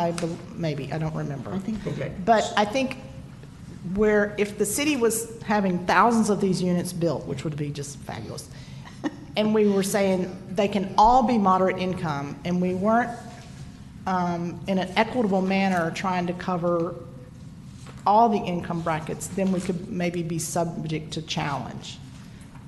But if I'm hearing Isaac correctly, we may have some latitude on what affordable bracket those units fall into. The state standards are for low, and so what comes from the state and what we're required to do is do some percentage of inclusionary housing for these categories that are defined under state statute for low and moderate income. And so the way the amended statute reads is to say, a residential development of 5 or more units for sale or for rental units must make inclusionary housing units equivalent to 20% of those. So, I mean, we don't have free reign because we have sort of standards of what constitutes low income and what constitutes moderate income standards that we have to meet. But it's not, the ordinance is not written in a way that says it must be X number of this many that fall within those categories. But those are state standards that we have to effectuate, essentially. So we could take the 20% and split it up. Say so much of it goes towards low income, so much of it goes towards moderate income. Yes. Okay. And I'm I a lot think- more comfortable with that. And I think, just sorry to interrupt, I think one thing to consider to bring it back to the implementation guidelines is it does sound like there's sort of a desire for a more robust discussion about how tenant selection goes, how this is actually, what's the nitty-gritty portion of this. And one option that Scott suggested is maybe having the implementation guidelines handled as a resolution, so that it does come to the commission, so that there's more buy-in, there's a longer conversation we can have about the extent to which under state law the commission and the council as city officials can dictate further the selection criteria of applicants that fit within these state categories. So I think the idea is that we adopt an ordinance that complies with our state requirements for inclusionary housing in the areas where we don't have the wiggle room necessarily, but there might be the opportunity, and it sounds like, I don't want to speak to the commission, it does sound like there's some interest in sort of having that larger discussion about how to tailor it better implementation-wise to the city. And so I would think one option for the commission to consider is, having these implementation guidelines, having some more time to sort of look at those that are within this packet and come back maybe with specific questions and require, as Scott's mentioned, that the implementation guidelines for the next time the development comes up that's subject to the ordinance requirements. So, they're building 5 or more units. They need to follow these standards that we're codifying in our local code consistent with state law, are subject to the implementation guidelines that the city officials have also had a chance to look at and adopt via resolution. I think what Scott's describing is, with the zoning code amendment like we're doing, we're required to have the commission make a recommendation to city council, have 10 days in between that hearing. There's a bunch of notice requirements, Amanda can tell you, because we talk about it all the time. And then it goes up to the city council for 2 readings. And if the idea is to take back a degree of local control on some of the implementation guidelines where there is a degree of flexibility, one option might be to have that required approval from the commission or from the city officials via resolution, just so it lives outside of our zoning code. So I think that's maybe one option if that's how the commission is interested in doing something like that, with the opportunity to sort of have some of those standards which are currently under our city municipal code, but to hark back way back to this original August study session. I know one thing our colleague Elizabeth was saying is some of these could be handled outside the municipal code and outside of what we need to do to ensure state law compliance. What do you guys think about that? I like it. I'm a lot more comfortable with that. I mean, it's pay now, pay later, and so but I mean, it's not like we're gonna be doing this, but when it does come up, it's gonna be a big thing for this town, I think. Anybody that wants to take on 5 or more units is going to be, it's gonna be some work for us. Well, and I think at the end of the day, if this community is truly going to handle its housing problem, it's going to have to build some units. So, to blame our housing issues and crisis on CUPs and or too much summer business, not enough winter business, however it goes round and round and has for the last 30 some odd years that I've lived here. The only way it's ever going to happen or change is if the development is built and there's the ability for the community to buy in and buy homes and affordable for rent. All of those things have to be part of the equation. And this is the start, really. I mean, if somebody's going to go in and build units, that's where it starts. But then there's water.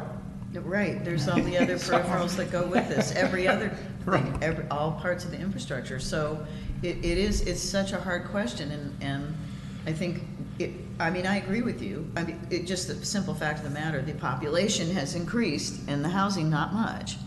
So, I mean, formula is a recipe for the problems we have. So Scott and Isaac, going forward, our options are to hold the ordinance until we go through the guidelines, or approve the ordinance and bring the guidelines back. I would start by saying, For a second. Okay. We have one person from Yes. the public, and since this is kind of a general discussion, who would you like to say? yes, We have two people from the public. Oh, I'm sorry. He's being. He's hiding behind Hi, the podium. I have 50% of the audience I'd like to speak. So this inclusionary housing thing, I'm assuming the state's involved, and I'm assuming there's some line that you cross that kicks this in, that now you have to provide inclusionary housing regardless of whether it's low or moderate. So one of the questions is, it would appear that the intent is, if I'm going to show up and build a new restaurant and I need 20 employees, that I'm going to have to provide some number of housing units for these new people? Is that right? If you go out to an empty lot and build a new restaurant, That might not yes, happen, okay. you would have to provide rental space for 50% of your peak season employees. So if you have So that 20 means no one will ever build a new restaurant on an empty lot. That's what that means. Could be. So, I mean, that's really the problem. But that's the requirement right now. Is that a state requirement? No, it's an Avalon requirement. Okay. You don't have enough Because, housing. because we were So- trying to establish a way that new commercial development could also share its burden for housing. Okay, well, I'm saying whatever you do, you should tailor it, A, towards something that's real, and B, tailor it towards not LA County, but City of Avalon, because everything in the City of Avalon is not exactly like it is in LA County. So, if the state will allow you to do that. And I think the crucial difference between, just so people are clear, if you build an apartment building, a certain number of units are required to be affordable. If it's commercial development, you're required to provide a rental space, which could be a portion of a single-room occupancy. So commercial development does not have to provide a dwelling unit for each employee that triggers the requirement. Does that make sense? No, so in other words, is the 50% of your peak season employees, so I'm going to build a restaurant, and I have to provide housing for 50% of my peak season employees. That'll never happen. It wouldn't happen if there was 20%, because there's no place to do it, and it's too expensive. But, so what happens if I'm going to build 5 units? I mean, if I'm going to build some housing, apartments or condos or whatever, that's some line you cross, if it's 2 units or 3 units, or is it 5 units? Is that what? 5 units. 5 units. So anything 5 units or above, you have to, 20% of your development, which would be 1 or 20%, has to be affordable. And so you could sell 4 of them to somebody, but you couldn't sell the 5th one. You'd have to rent it to somebody, or you'd have to sell it. You could sell it, but it would have to be sold at an affordable price. You'd have to sell it at some, Right. that sounds like a logistical nightmare as far as, That's but, been what we've been doing for years. That's what we did with Hamilton Code.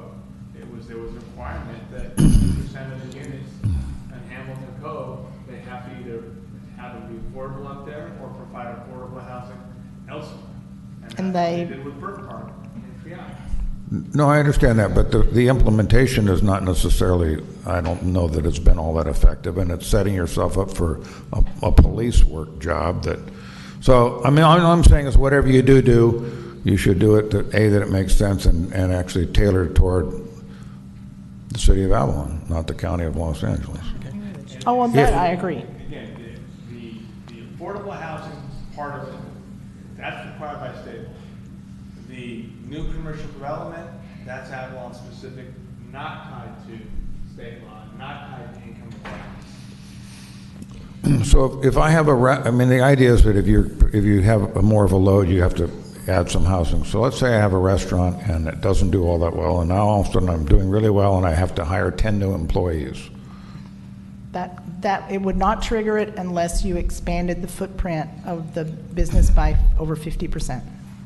So if I added on to my restaurant? Right, so if you suddenly started making better burgers and got really busy and had to hire more staff, it would not trigger Doesn't matter. inclusionary housing But if I make the requirements. building bigger, Make the building bigger, then the calculation would have to see how many more employees do you need because of the expansion. okay, so on that particular note, so then I would have to if that's the case, I'd have to go find a lot and get some water and build a house?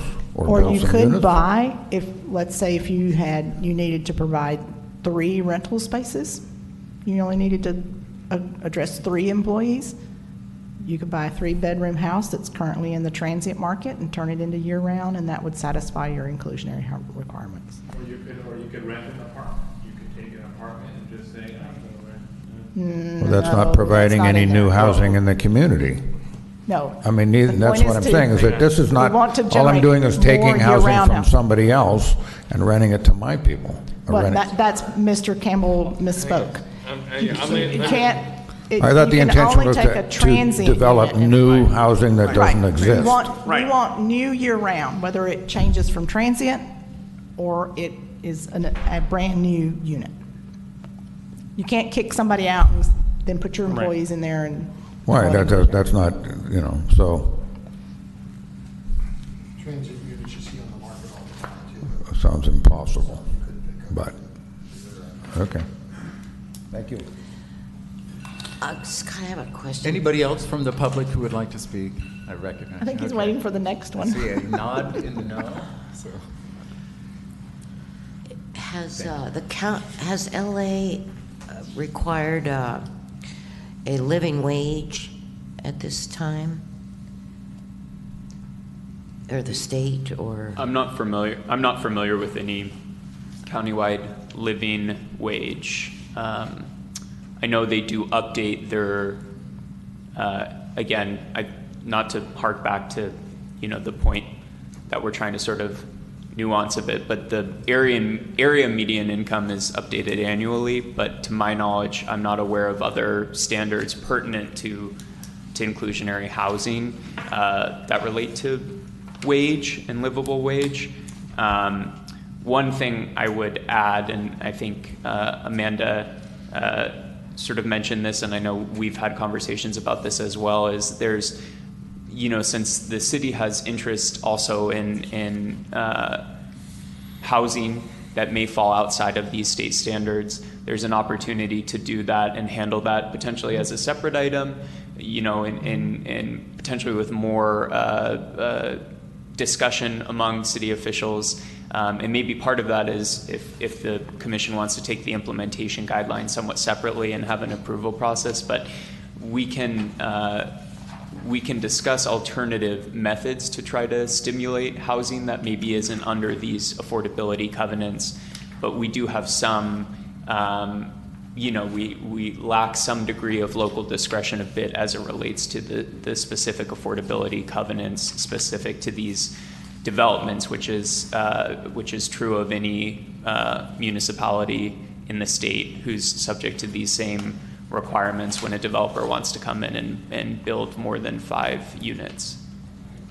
Yeah, I kind of like that idea, or I like the idea of thinking outside the box a little bit in terms of how are we actually going to squeeze in or maximize the structures that we have right now and the land that's available right now to build more housing or to create more units.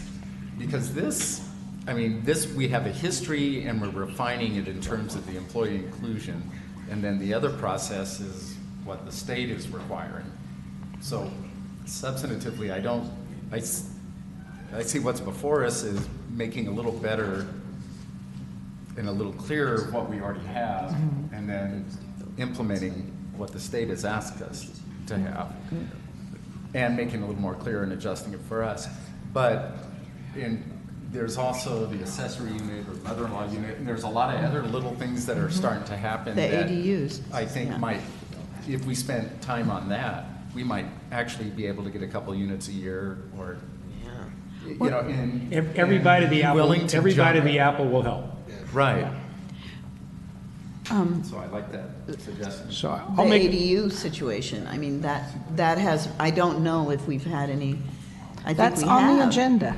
And we have had some, I We mean, have one we've had one constructed, one under construction, and we have several people patiently waiting okay, for got us it. to possibly adopt an ordinance that would apply to multifamily structures, because currently ADUs only apply to single-family Yeah, residents. I saw that. I'd be interested in making a motion here then, that we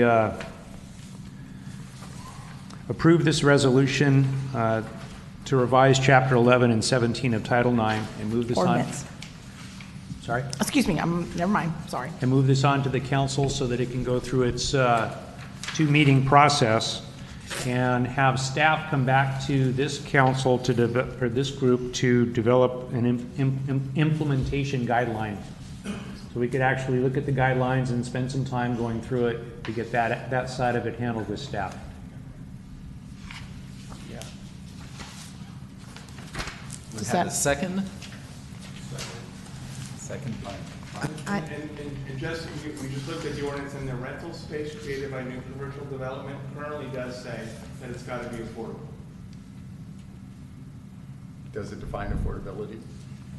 So we can in our guidelines. Okay. We can set aside, so in other words, So there's your, so we can Okay. say, you know, Ties it to. which makes your motion a Yes. great motion. Right now, the way the ordinance is written, it ties it to the state standards for affordability for rental space created by developers.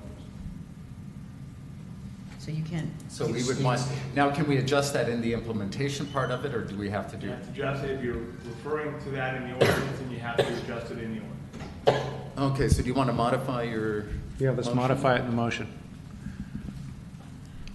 How much wiggle room do we have to modify the affordability? Okay. Um, There's a difference between your inclusory housing requirements, which is 20%, which you don't. But then for your own requirement to create new housing, Under commercial on development. a commercial development, because all you're doing there is you're trying to create more housing because people are building more employees. You have broad discretion there. So Because it's the commercial unique to development have- wouldn't necessarily be limited So if. to low mod. No, If Is that what Bob you're saying? modified his amendment to say we would like to pull that part out so we could look at it as a part of the implementation. Well, one option would be, Or what would be the best option to I get think, where we want to go? if on the it? idea, if the desire of the commission is to have, there is a flexibility with commercial development. This is a city-specific requirement. Scott is correct. As written, the ordinance talks about tying the commercial development rental spaces to affordable rent, which is the term we use specific to the state. I think if the commission wants to amend that section to say that rents for accommodations for new commercial development will be affordable based on the implementation guidelines, then something like that provides the opportunity for the commission to set that separate and apart and outside of this ordinance. Scott, do I have sort of? yes, we can amend the ordinance so that that's something that is specific to Avalon that you're looking at in the implementation. So, And that way, we can sit here as a commission and hash over, hey, should 25% of the set aside be for low income, 25% for moderate? I mean, we could come up with We could those like- numbers. I just thought of something procedurally. I don't know if I opened a public You hearing did. for this. Did I? You Good. did. You didn't We close it yet, though. Okay, perfect. Thank you. so I would recommend, once we close public hearing, that we would, if the direction from the commission is to say that they want to adopt the recommendation to council in the resolution, it sounds like amendments to the ordinance would include amending section 2 so that the implementation guidelines are to be approved by resolution. And then also to amend the section of the ordinance that deals with commercial development, which is 91104D, and remove language that says that commercial development subject to prevailing affordable rent, and instead insert language that says commercial development rents will be determined in accordance with the city's implementation guidelines. Okay, I'm going to close the public hearing.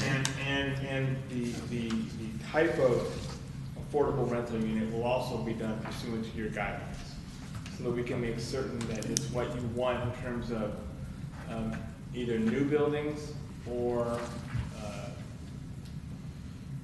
the accessory units, so that gives you more power to create the study and your implementation.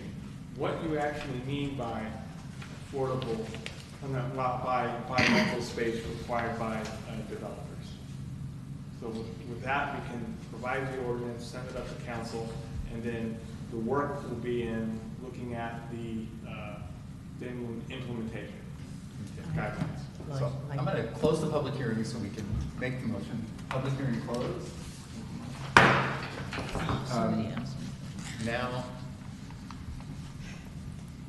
did they capsulize your They motion? did. Well, Yeah, okay. Do we have a second? They teed on up the that ball and amended? then Bart Bart gave is it a accepted it. Any further discussion? No? Okay, call for a vote? Commissioner Kennedy? Yes. Commissioner Hall? Yes. Commissioner Glass? Yes. Acting Chairman Hewart? Yes. Commissioner Patterson? Yes. And Commissioner Phillips? Yes. I have a request to the commission that we take item 10 next, which is the accessory dwelling unit conversation, because I think our one other member of the audience is interested in this particular item. And then the other two we can discuss late afterwards. So I'm sure everyone is anxious to hear more from me tonight. So now we're moving to item 10. This is our accessory dwelling unit ordinance. I'll start off by saying this is another instance where we have our hands tied a bit by the state. The governor recently approved a whole host of new laws, signed into laws that relate to accessory dwelling units, commonly known as second dwelling units. And so as a result, the city needs to amend its accessory dwelling unit ordinance to be compliant with state law. Starting January 1st of next year, city ordinances, any local ordinance that's not in compliant with the new standards, which further sort of limit local discretion as it comes to how we regulate accessory dwelling units, are null and void, which leaves us with the state standards, which are not many in terms of discretionary. So the purpose is for us to, this is a discussion item, the purpose is for us to just sort of start taking the commissioner's pulse on this for the sort of limited instances where we do have some degree of local authority. And so what I have done is included an ordinance as part of this discussion item that is recommended or has been formulated by our firm Best Best and Kriegers because a lot of cities are in this process now where they need to amend their accessory dwelling unit ordinances in order to comply with the new state standards. So just sort of quickly, I wanted to just run through a couple of those changes. The city doesn't currently regulate what's called junior accessory dwelling units. These are akin to an ADU, except they're no more than 500 square feet, and they're contained within a single family structure. So ADUs can either be detached, like in the backyard of a single family resident, or they can be actually a part of the house. But a part of the house that's self-sufficient as its own unit. So that's a change in state law that we need to account for now so that we can regulate these junior accessory dwelling units. We used to have some discretion, which is why they weren't a part of our ordinance. And now we actually are required to approve them. There are new state law requirements that require us to ministerially approve certain accessory dwelling units with just a building plan if they meet certain threshold requirements. including, I would say one of the most common ones is now converted ADUs. So if someone converts a garage or an existing, an existing structure, more often than not, we can only require a building permit in those instances. And so there's a whole host of other sort of instances where the state has sort of narrowed the field of where we can regulate. But, what I would ask the commission to consider is sort of taking a look at the draft ordinance that's attached to this item, just to get thinking about it. We'll notice this as a public hearing after this evening in terms of actually making a recommendation to council. We're not doing that at this time, but a new ordinance, it would be necessary regardless because of the new state standards that go into effect January 1st, and we need to amend our regulations to comply with those state standards. But the ordinance also, the draft ordinance that's before you just for discussion purposes tonight, also sort of makes it a little more user-friendly. The existing city ordinance on accessory dwelling units has a whole host of development standards specific to an ADU that's based on which residential zone that ADU is being built in. So there are different height and setback requirements, whether it's in low density residential or a different residential zone. And so because we have less discretion now, the idea is just to set out those instances where there are setback limits that are applicable to all ADUs regardless of zone, and to say, it has to be this size, it can't be bigger than this, and to also set forth the instances where the city's required to ministerially approve the ADU. There are a few instances where there's some degree of discretion.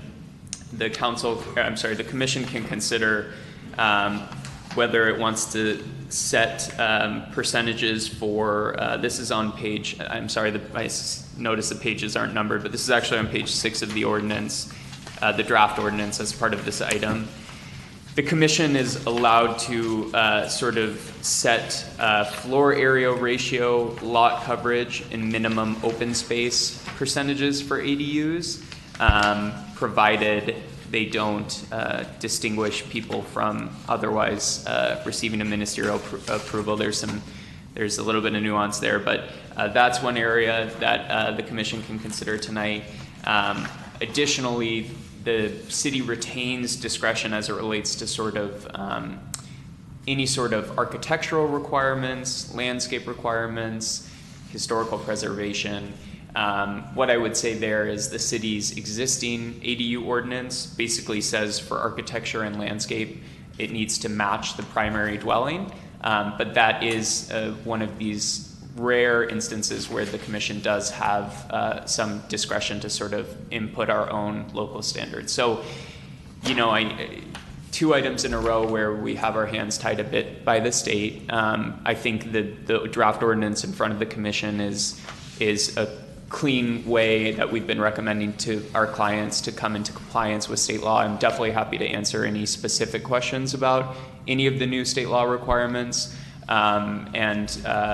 If there's direction from the commission, we would, take that input in for purposes of crafting a ordinance that would come back to actually be conceivably recommended to City Council, and where we would do a full public hearing on that item. I'm going to summarize what the state of California has done, because I've heard this in many, many cities. The state of California has eliminated single-family residential zones, period. There no longer can be a single-family residential zone, period. You have to allow second units in every zone, period. And we have no discretion not to allow them, period. So now what we have to do is we have to make certain that our ordinances comply with state law, which allow these as a matter of right in single-family residential zones as well as other zones. And so that's just a big summary of how I've heard it in 20 different cities. Just kind of get your head around it. But I think in Avalon, that's already the case. Yeah. That's not even an issue here. And So, I get it why a suburban area might be a little alarmed, but in Avalon, that's, I don't think. You do have We have single-family units, but I think they can all be duplexes in a sense, every single one. So I think we've jumped that hurdle, but anyway, so it won't be as shocking here. Well, second story. Help me separating the definition of an ADU and a junior ADU. Sure. So a junior ADU is exactly that. It's an ADU but smaller. I think we have a definition in there. I think it's 500 feet or less. And so ADUs can be attached or detached. So an ADU could be a part of a home. It could be its own. You could have a separate entrance, but it could be within the primary dwelling. But there are also detached ADUs that are garage conversions where you have a separate entrance. A junior ADU is part of the primary dwelling, so it's what's called an attached ADU. It's part of the home, but it's self-sufficient. It has all the things it needs for someone to live there independently, and it's 500 square feet or less. Yeah. And a converted would be changing your garage into. Exactly. Yep. And then a separate freestanding one that you're building on your property. Yes. So that would also be known as a non-attached ADU. And the state does, one of the parts about this new law is that it also nicks the time that the city has to approve, because so much of it is ministerial now. Our existing ordinance is 120 days and it's down to 60. The only time where there's a delay is if someone came in with an application to build a new primary dwelling and an accessory dwelling unit. That goes through a longer, more normal entitlement process. Do these ADUs require a new water allocation? Yes. Yes, there's language about working with, somewhat ambiguous language, let me find it for you, about some sort of change in sewer, but let me take a look for that. Actually, and since this is a general discussion, I'm thinking this would be a great time to have anybody from the audience who wants to get up and say a couple things. We're still awake. In case this goes on. Good evening. My name's Ziad Abu Ghazali, 339 Metropole number C. And I just wanted to, this is my first time before the Planning Commission. Supply and demand comes to mind when I listen to a lot of things here in the discussion tonight. And I know all of you understand the difficulties of building, improving on the island. We've got special challenges here already. Besides the fact that everything has to come over on the boat and contractors a little more money than they are over town because of where we are. And not to mention things like, minor things like water rights from Edison, which I've had my name on the list for 2.5 years. Back when I put my name on the list, there was still something called a bonus density unit that was allowed for duplexes and triplexes. And during that time when my name is waiting on the wait list for water rights, which we've been promised every week next week, and they still haven't come about. The law has disappeared. We've adopted apparently state law that applies to 5 units and plus, and then we have the accessory dwelling unit or granny flat or whatever you call it for single family, and somehow the duplexes and triplexes have been left out. I can tell you from personal experience and from people that I know that there are probably, and this could be confirmed, at least 4 or 5 units that could have been built if we had that law on the books right now, and maybe if we had water also. So, but that's pretty much it, just my input on housing in Avalon. Thank you. Thank you. Thanks, David. The other half of the audience. 100% participation. Fantastic. Unbelievable. So, I obviously, I came here 34 years ago for a week, stayed an extra week, I'm still here, and there was maybe 2,000 people that lived here then, and the town's the same size now, and I believe there's probably 5,000 people here. So I think some housing, obviously that's a huge issue here. And again, I think that, if it's going to have to get handled by onesies and twosies and threesies along the way. And there's nobody's going to show up and build an apartment building. I mean, that'd be maybe, but that's probably not going to happen. So I believe this is a great thing. I intend to hopefully do that myself in my own backyard. One other question on the ADU. I was under the assumption that it could be up to 1,200 square feet and 2 bedrooms, and there was some mention of 500 square feet. You're talking about something that could not be 50% larger than the existing dwelling. Am I mistaken on this? There is a maximum 1,200 square foot limit on the size of an ADU. You can have an ADU that has 2 bedrooms. It can't be more than 2 bedrooms, but the 500-foot threshold is just for the definition of a junior accessory dwelling unit. Of a what? A junior accessory dwelling unit. So it's a junior? Yes, it's its own category. Oh, wow. Yes. Okay, that's what I missed. Okay, so it's just a different version of yes. Okay. Yes.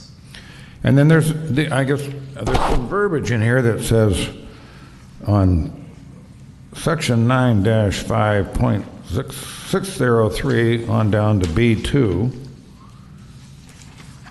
and I know this is the intent is to encourage this to occur, but it says as new residential uses for the purposes of calculating connection fees or capacity charges for utilities, including water and sewer service. So I think the intent there is that not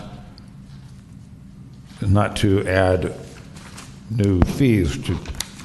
I'm just curious if that is to not disallow the thing for capacity charges, including water and sewer service, or is the indication that you cannot? Does it need water? I guess does it need to have a water allocation, or is this different? So.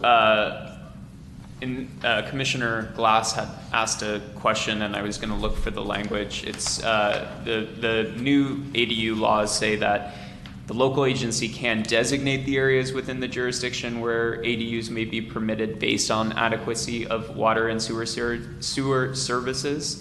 But I think that's a relatively toothless designation, because we are required in basically all residential zone now to allow ADUs. So there is some language that describes it. The new laws added a sentence that says a local agency that does not provide water or sewer services shall consult with the local water or sewer service provider regarding the adequacy of water and sewer services before designating areas that are where ADUs may be permitted. So that's the statutory language. It doesn't provide us a lot of enforcement.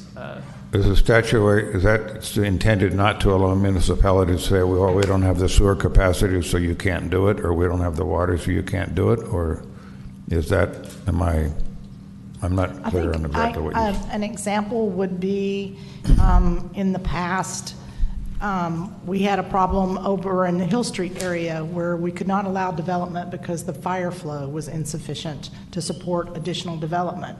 So if we had a situation like that, then the city would probably say, we can't have these additional units in this area because we don't have utility capacity to serve it. Okay, well, I thought that the whole state thing with the ADU was so that it cannot be, it's not intended to be defined as an additional load. It's an accessory to what's there.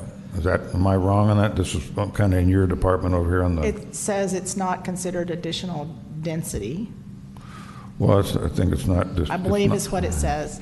And no, I think I'm just trying to get clarity on what the state determines. I think the idea is that it's somewhere I read it's not to be deemed as, it's not considered. What the hell? I mean, you guys might know this better than me, but is that the intent, that it's not to be considered as an additional load on the system? It's just an accessory to what's there? I think in spirit of the law, that might be the case, but I would probably need to sort of look. We have probably 5 or 6 ADU laws that were all enacted by the governor, and so I don't want to say definitively because there might be some nuance there. I think the spirit of the law is certainly that these are going to be units that are either going to be converted or are not going to sort of stress the system too much in terms of how they're built and their size, but I don't want to say definitively, how that's defined under state law. And I think it would be helpful, Isaac, too, it just came to mind, that the other question that has come up is because the city has direct assessments for sewer, salt, and trash that's based on density, would those direct assessments apply to accessory dwelling units? I think that's a great thing to keep in mind and be able to report back with, and to the degree we have some control or ability to formulate that to Avalon, that would be something that we would include when we bring the ordinance back for possible recommendations. So assessments and the issue of connections, I think, is a good one, to the extent we can add language that's compliant with state law that addresses sort of the unique aspects of that here in Avalon. We would certainly do that. So the question I have is this draft ordinance, you've already made this up? This exists or it doesn't exist yet? Now, this is an ordinance that is compliant with state law, but what we're doing is we're trotting that for Avalon this is the standard ordinance for all cities in the state of California. Right. This is your first look at it. Now we need to start to get to work based upon plan commission input and public input as to how do you want us to adjust it to Avalon. To Avalon, and that doesn't exist yet. Correct. No. Okay, so That'll then, be coming. so this is this is the first discussion of this Correct. event. Then we'll be bringing back a resolution to propose an ordinance that hopefully will clarify some of these questions that we're having. Okay, so there'll be opportunity for people like myself to interject further. Correct. Well, I'll think about it. There'll be a public hearing. All right.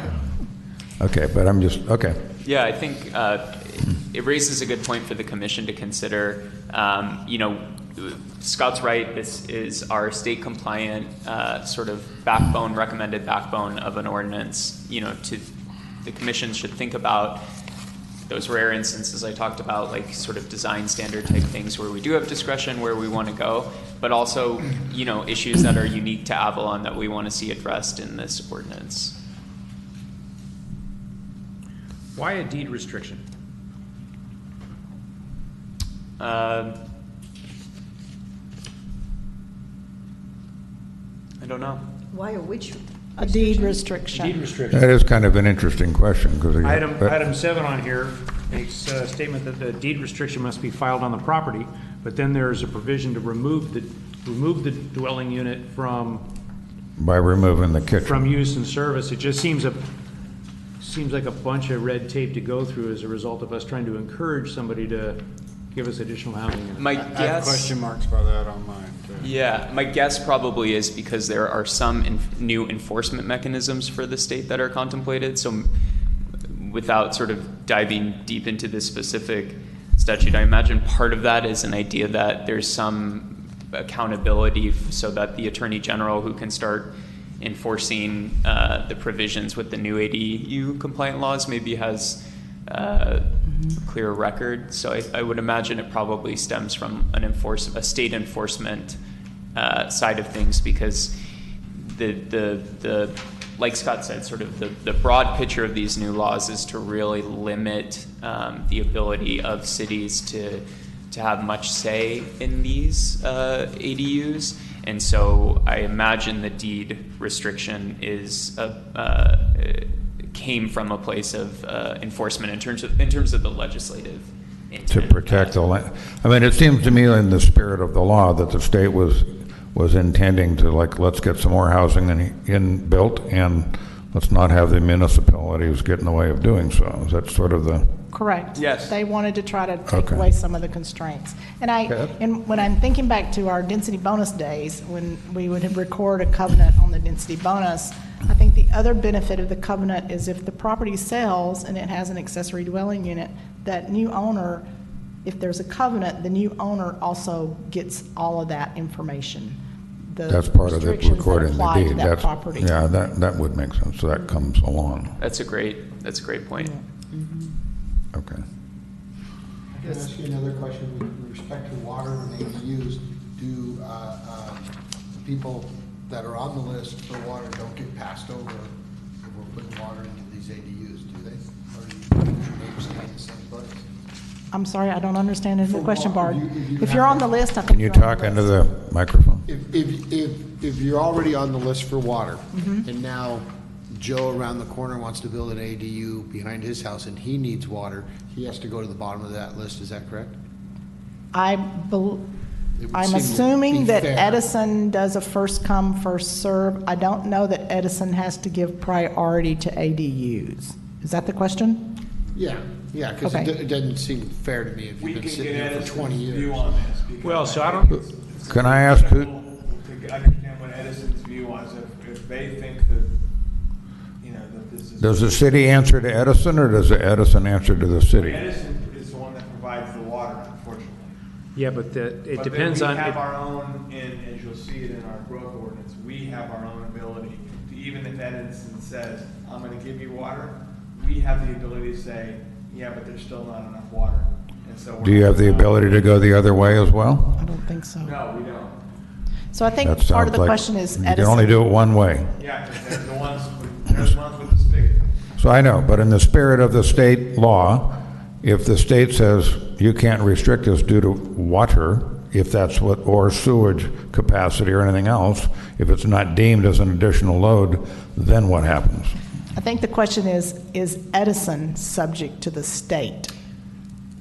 I think the That's where it question is. about water is a good one for our office to look into in terms of the players involved with Southern California Edison. I think the commissioners particularly have made a good point because the question is, if you have a ministerial approval that's required in 60 days for an accessory dwelling unit, what does that mean for people that are on a wait list? So that is certainly something I think we can look into because, and the findings of which we would want to include in this ordinance, because I think that's an important area for us to look into. Like I mentioned, there is specific statutory language that talks about a local agency consulting with water and sewer about the applicability of ADUs there.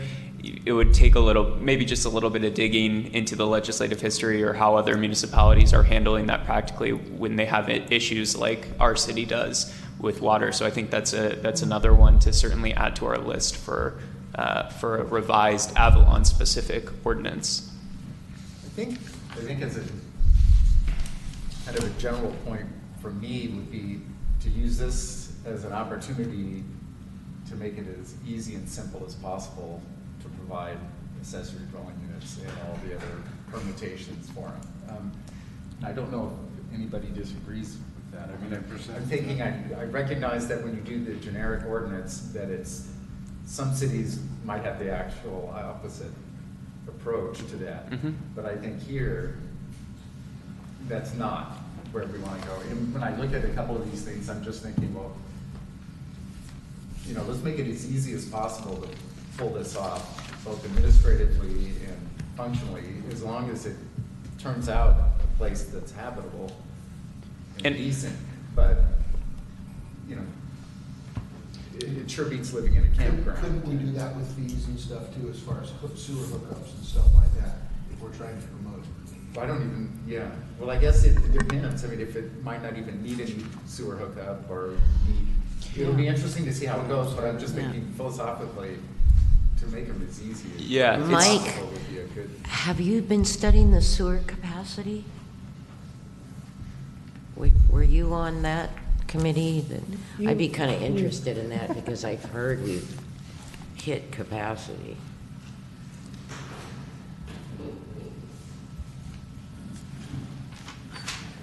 Sorry, I couldn't hear.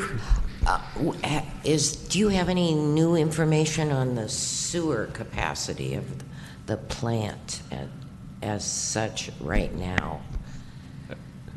In terms of, so the city just approved an RFP and a contract to be awarded for a series of updates, including the sewer, the CCAP, the sewer CIP, 10-year and 20-year plan. That's all in the process of getting updated. It won't get updated until March. So I don't have any updated figures, if that's what you're asking me, for the sewer capacity. Okay, thank you. But I can come back to the planning commission once that draft gets into a state to get presented prior to council if you would like an update on that. That'd be good. Thank you. So looking at this stuff, and your little blue boxes on the right, if you're giving us some suggestions there about the city allows 50% of the gross lotting area, I mean, I think that's something that can definitely, we could talk about, right? There's not Absolutely. a lot of people that, but there are. Because Yes. that really limits here, you know. So I would like to look at that. And then the other kind of interesting thing is the junior accessory dwelling units. You have to put in an efficiency unit, and I thought I saw in here what that's defined of, but you can be sharing sanitation facilities, which is bathroom, shower, right? Toilet, shower. Is that what a sanitation facility is comprised of? Well, so the efficiency kitchen. Right. Yes, the efficiency kitchen. There was recent state law about the allowing more people to basically have a food business out of their homes, and so there's some stuff about that that's related to the JADUs, that you have to allow a certain amount of space for a food preparation counter or food storage cabinet as part of the JADU. 30 square feet or something. Yeah, I mean, those figures we can meld with, but I don't have much familiarity with that specific state law. I remember when it happened, it relates to sort of street vendors that sell food, and there's some strange implication for our JADUs, but I'm not aware of a sanitation. Well, You can have your own bathroom, or you can use someone else's. Right. So, yeah, includes its own separate or shares sanitation facilities with the existing or proposed single-family structure. And that, which, you know, I guess, but then it also says if you give somebody the thing to have this junior accessory dwelling unit or the other one, just the ADU, and you pull the kitchen out as the owner, if you decide, we're going to take the kitchen out, you can still rent your space, but then you lose that. But there's nothing about bathrooms, so I don't know. There's something there that sort of makes me uneasy in the long term. But the concern being the possibility of an accessory dwelling unit without independent sanitation facility or sanitation facilities. Period. I will make a note of that to see. Yeah. That's another one that, in consultation with the planning director, we'll make sure we look at that and try to maybe clarify that based on what we can do on that and provide options for the commission. And then the parking one too is that if you were to take a garage unit, nobody here uses their garage, let's face it, but just if you could, if you did have a garage and you didn't use it and you decided to make it an accessory dwelling unit, then you don't have to provide any other parking, which I think is relative to us. Correct. So that is a change in the state laws. So now the city can still require for if you're building a new accessory dwelling unit, a new detached structure, the city can require, it's not mandated to, but the city could require one off-street parking space as a result of that new structure. But what the state sort of took away was now if someone wants to convert their garage into an accessory dwelling unit, the city can no longer require that they make up ostensibly the parking space that they've lost from that conversion. So that's a new requirement. Yeah, so if you're parking your full-size vehicle in your house, you could convert that, dump the car outside. Right. And state says stop. Okay. That's what I thought I read. Excellent. What else is new? You're kind of 20 years behind, it sounds like. So while we're, I think we have some good places where we're going in terms of some things to look into between assessments and sewer capacity and sanitation. And I just have a note too that whatever materials come back to the commission, to at least describe a little bit clearer the state law quirk that involves a kitchen facility. But while we're sort of discussing this too, I think it's worth getting the commission's consideration whether they would want to continue with sort of what's in their existing ordinance for design standards, which is essentially to say for landscaping and architectural requirements, basically there's some conformance with the primary dwelling. Again, we're sort of grasping at the small areas where there's some degree of discretion, and that sort of component of this remains open for the commission's input and to be placed in Well, here we an go. ordinance. I think it should conform, but here we go. Conforming with our current code, is that what you're saying? No, I think that, go ahead. I think it's great just to stick with the existing language. Well, but we don't have any language that has historical protections, correct? That's correct. There's not existing language on historical protections. And I think we should have that, as you do. I know. Yes, so we will also work on that language in historical protections is sort of the baseline one we've talked about. But the commission should sort of consider if they want some objective standards regarding historical preservation, and we'll try to formulate that into. Or what we could, knowing that this is a topic, we could put that ADUs will comply with historical standards, comma, if any, period. And just set that. That way, because you don't have it now, but you may in the future. Mm-hmm.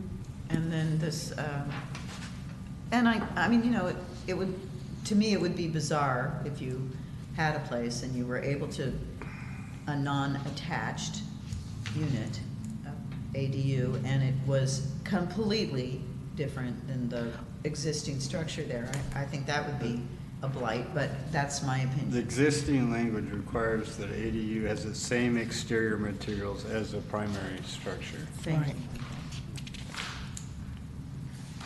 So we will insert something akin to the existing language for the commission's review on that. And here's just a little. Yes. The efficiency kitchen. Yeah, I it's would pretty drop. funny. I mean, I think the first one's fine. You know, it's a cooking facility with appliances, but I wouldn't recommend shelving space. You know. I mean, So this is where you were talking about the cooking. State on law. the- Yeah. But we will But doesn't clarify. that only apply if you want to cook out of your home commercially? Well, what they do is that now they've said you have to have the option, because you just can't limit it to one person who currently lives there. It could be the next three the next three residents down. So you've got to meet these standards. But we'll look into that. But Yeah, because I would. my thought is that it's not going to allow you to fiddle with these things depending on the resident that currently occupies it. Is that these are the state standards. Because we're trying So to, this, because cities aren't this in providing- blue is a state standard? The 15 square feet and the 30 square feet? The actual numbers are not, but the requirement that regarding food preparation counter and storage cabinets.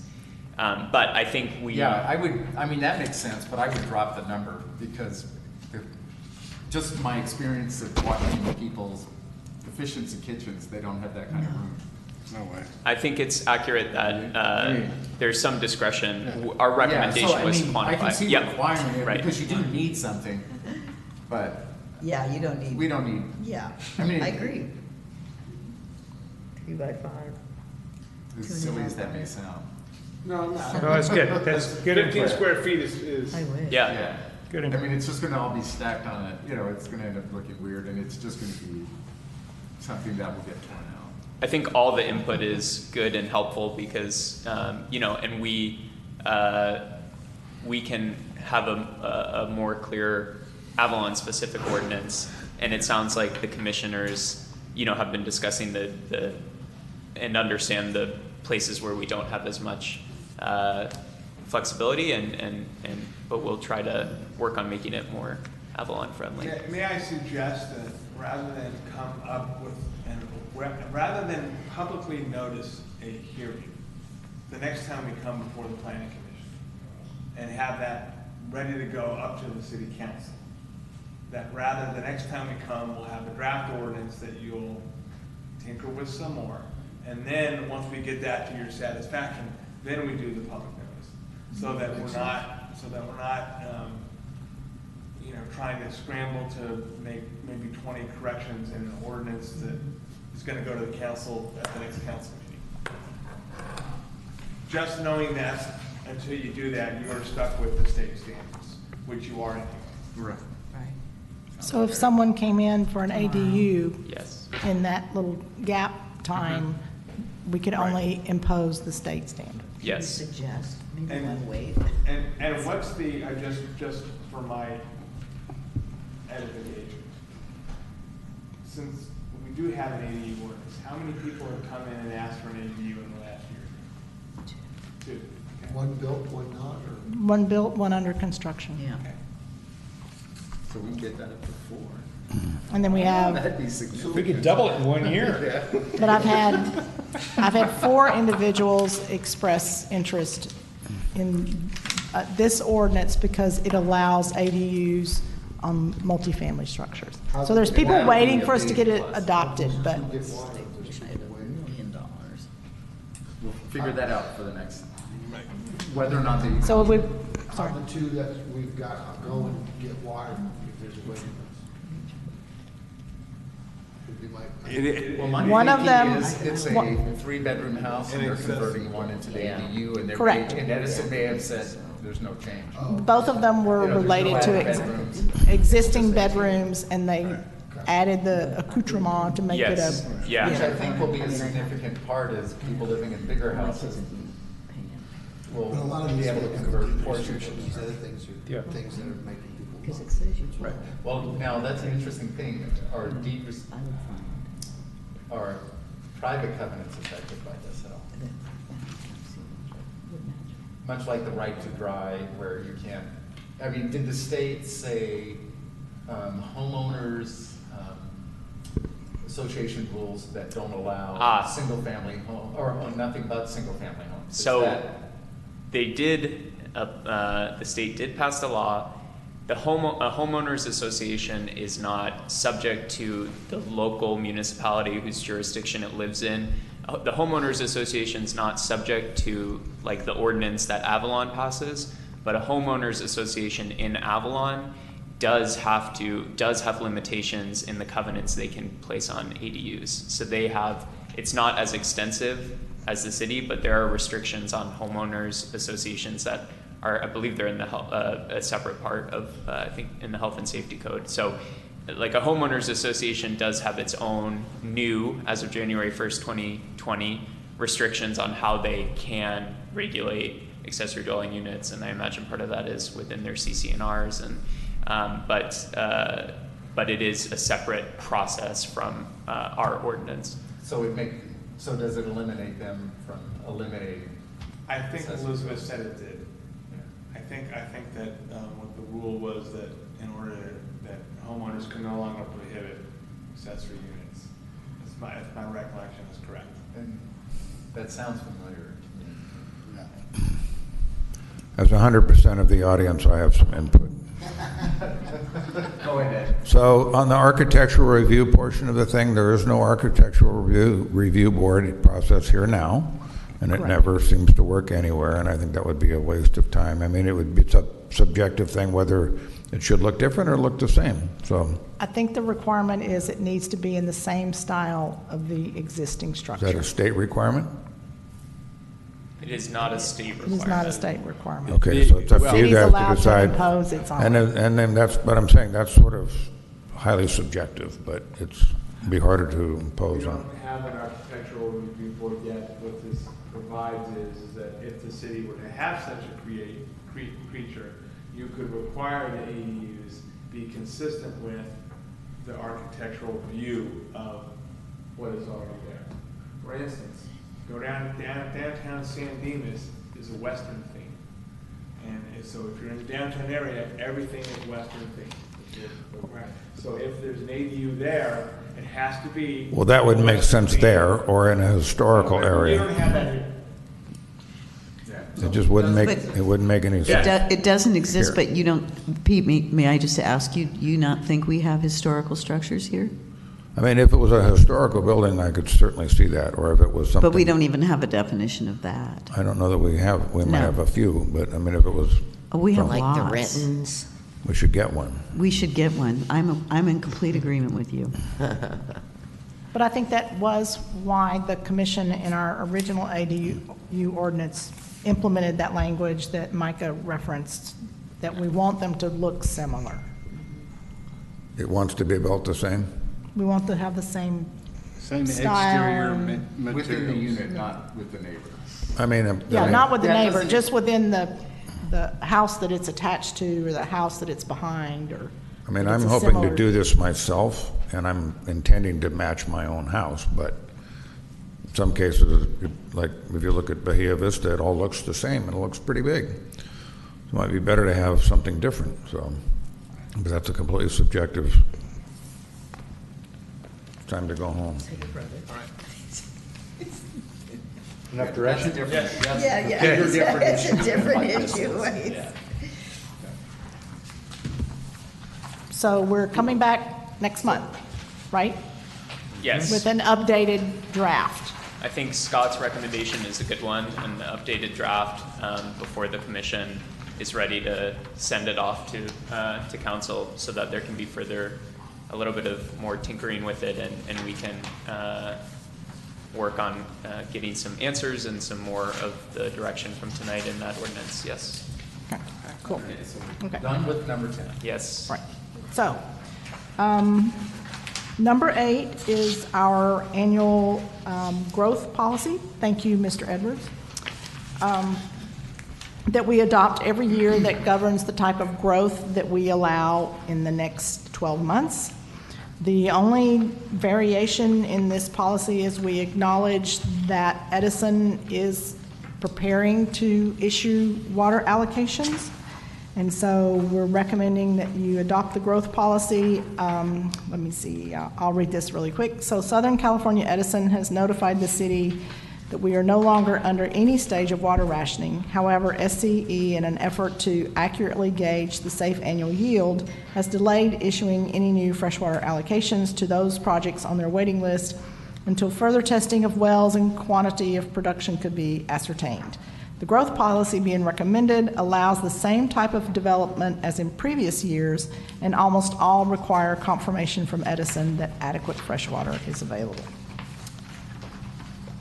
So if you are comfortable with the type of development that we have allowed or are proposing to allow, then we would adopt a resolution recommending that the city council adopt this growth policy for the year 2020.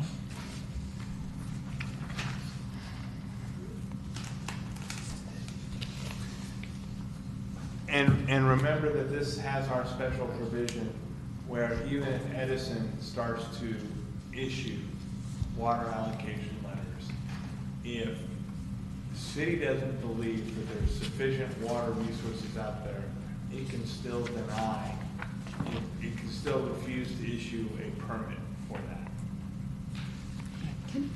Can I get just, this is just a question, on the attachment wait list, attachment A, when it says requested usage and it says 8.81 or 8.62. That's the acre feet. That's what I thought, okay.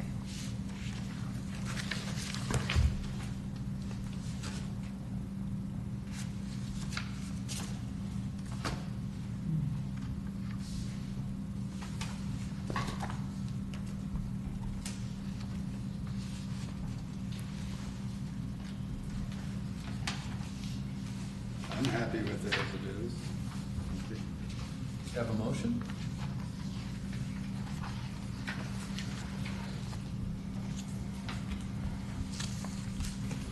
So these on the wait list came to the planning commission, we still have the discretion, or the city does?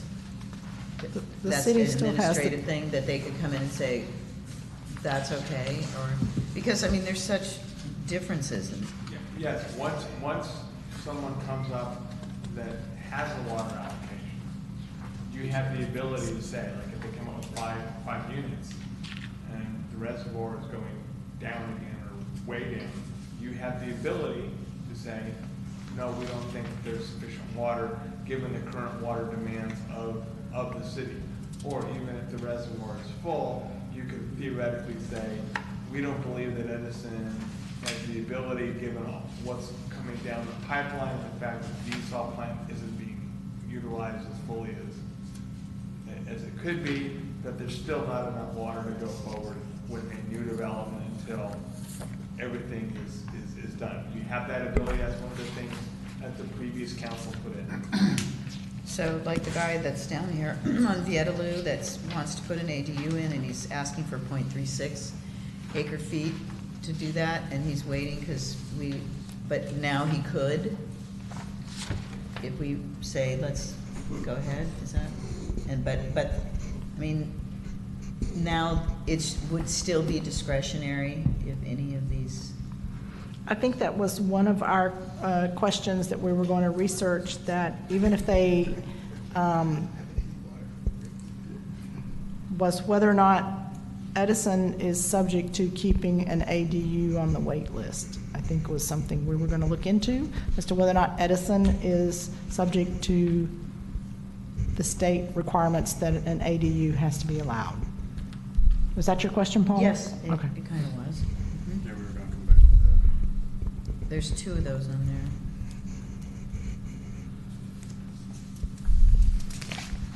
It seems kind of. So the audience is back with a question. So if you're saying, Scott, that Edison can issue a water allocation and the city at its discretion can say no. Correct. And the criteria for this is based on? There's a policy out there that I don't have in front of me, but it was discussed by the council, and it was determined is there a long-term water availability for what someone may want to do. In other words, if the city, in its discretion when reviewing, either through the planning commission or through the council, doesn't feel that adding a big development, even if Edison says there's water for it now, if there's not sufficient backup plans, for instance, for if there's a drought or in the future, then the city could say, you know what, long term, we don't believe there's enough water. This is going to force us quicker into stage 1, stage 2, or stage 3. The city So is this retains the intended for a discretion. larger development as opposed to No, a it's house? any development. Anything? Any development. But again, we haven't had to implement it since it was adopted because we haven't had any development in the city that, takes a There's water a guy who's allocation. been on the wait list for 6 years for one bedroom and has already had 2 children while he was waiting. I'm not sure that guy should have been stopped. Again, I think part of this was the history was there was nothing in the cities. The city did not have the ability, if Edison said, yes, you can have water.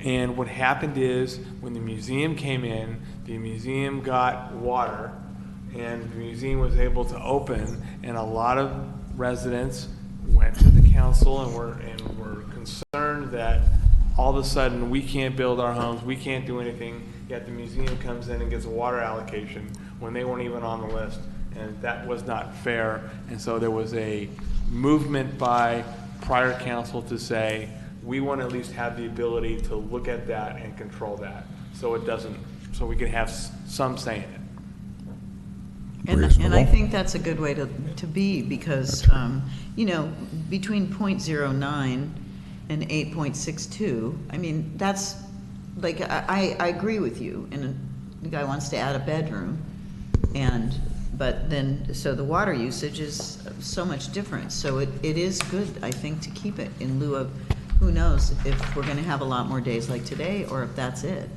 I don't know. So, Okay. Any more questions specific to the ordinance before I open the public hearing? And then, whoops. that, I jumped Well, this in. is just general questions. Yeah, but I'm going to try to move us along here. Okay, so I'm going to open the public hearing. Hearing's open. I'm still here. No, I think that Any- answers, you know, I mean, I asked, I didn't know I wasn't supposed to, so. No, it was fine. Okay, but I'm going to close the formal public hearing. There, and now, Make a motion. well, I'd someone make make a a motion and motion we'll to call ex- it with discussion if any. Make a motion to adopt the resolution. I have a second. I'll second it. Any more discussion about this? It would certainly be nice if Edison would put in a tank so that they can store desal. Well, we're hoping. Nothing, Isn't that, nothing isn't that what the anything- 10 million is Tower, for? like most Well- cities have? Well, so, Like the the first good roll? news is they did get, The grant. they've preliminary gotten the grant for the straw that will go up to the old reservoir that will be able to take water from the desal plant and put it up in the old abandoned reservoir. And I think that, the Wrigley Reservoir, I call it abandoned. I drink off And is there a connection between requiring them to actually run the desal in conjunction with that? I don't know, I have Because that'll be the next curveball. I think it's one step at a time. We've I have got not the seen pipe, the we're not terms gonna of the run the grant. pump. it. From what I heard, that's what it was, they was gonna put the desal up there. And then our rates will go up some more. Okay. Well, they're going up anyway. Well, Any further Call for a discussion? vote? But you'll be able to take a shower. I'll call for a vote. All in favor, please say aye. Aye. Opposed? Alrighty, thank you. Okay, Losing my touch, this chair. well, this is our last item. Wow. Okay, our final item. Our final item is just kind of a quick update on a couple of different things about our favorite topic, conditional use permits for transient rental. We've provided you an update on where we are on the 65 letters. Some additional information that is not in your staff report is of the 18 down at the very bottom that had not responded to the letters. We realized 10 of those, we had the old owners' information and not the new owners. So we've sent letters out to the 10 new owners. We've already heard back from 2 of them, and they've come in and paid their back TOT.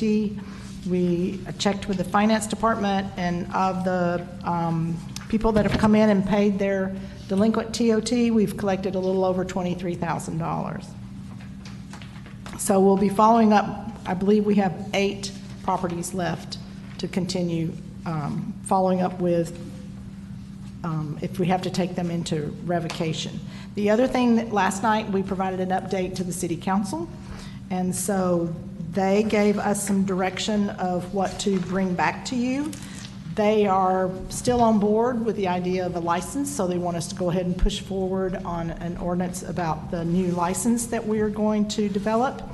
They want us to come back with them with some options on how to determine what saturation is and make that recommendation to them. And then there was a third one. Saturation, license, Minimum stays. I'm drawing a complete. Amortization options. Amortization Oh, options. yeah. Thank you, Scott. In the past, we had kind of said, we're not sure we want to try to amortize the current permits, but the council would like to look at the pros and cons, and if there's a way to possibly amortize the current units in a way that would not create an opportunity for challenges to the city, or at least greatly reduce that. There were things, a couple of things bandying back and forth at the council meeting. One of them was that the current conditional use permits could sunset by a certain date, and it would automatically transfer to the new type of license. So then the current owner is still allowed to retain that use, but when they sold the property, it wouldn't be something they could sell to the next person. So they want us to look at some pros and cons of the amortization and bring that back to the council too. So we'll be looking at license, saturation, and amortization to propose back up to the council. I was just going to mention, if you didn't watch it, Bart and I were there, and Janie was there. I thought it was, one thing that came as a kind of a shock to me is that they didn't care if, we came to a consensus on the license. I mean, we finally came to a place where we all agreed, and they weren't asking us, I mean, on the saturation, they didn't ask for that. I mean, they're not asking for that. They want to hear what all of us think or have ideas, and if we have differing ideas, then they don't care. So it should be a lot easier, Not right? necessarily consensus, but just to hear our ideas. Yeah, they just want to hear our ideas. They don't want us to make them a recommendation. So that should make it a lot easier. We won't have to duke it out on this. Maybe We can go back to them with some options. right options about how we could consider Our top 3 choices or something like that. I would go for a 7-year amortization. After you sell it, it goes with the property for the next 7 years. And That's an option too. the new person who buys it, they have that understanding when they buy it. So that it's not a surprise to them. They know that's part of the cost. And this isn't scary, but you said not many places have done that last night, did you not? Not many places have amortized it. Some have, And but it not many. doesn't leave us vulnerable in any way? Again, anytime you do something that not a lot of other cities do, you always could potentially get challenged. Our job is to minimize that, to minimize that in the best way possible. Previous direction of the planning commission was because there may be that potential for some property owners to say, hey, you're taking away something that, we're not gonna focus on looking back, let's just go forward. And so that's what the license is. But I'm gonna provide the memo on amortization, update that, provide that to the council. So that ultimately, they can provide Lisa had a pretty good direction. idea last night about leaving what's there, let them sell the property once to the people, they can automatically transfer it. But they don't get a land entitlement, they now get the license. So no one that has a CUP now is losing that right to sell their house to someone else who wants to rent it, and they automatically can do it. But the new people would definitely know that ceases to exist after that second transaction. And that would seem to me to stop lawsuits from coming to the city, keep the people that are happy that have the CUPs, and eventually, if they take 50, 100 years, those guys are going to get rid of all those things because title will change hands. And Scott, I think it would be helpful to know the other cities that you know of that have gone through the amortization process. Were they completely taking the use away, or were they just converting it to something different? Understood. Okay. One nuts and bolts thing we just need to ask the planning commission. There appears to be some owners that,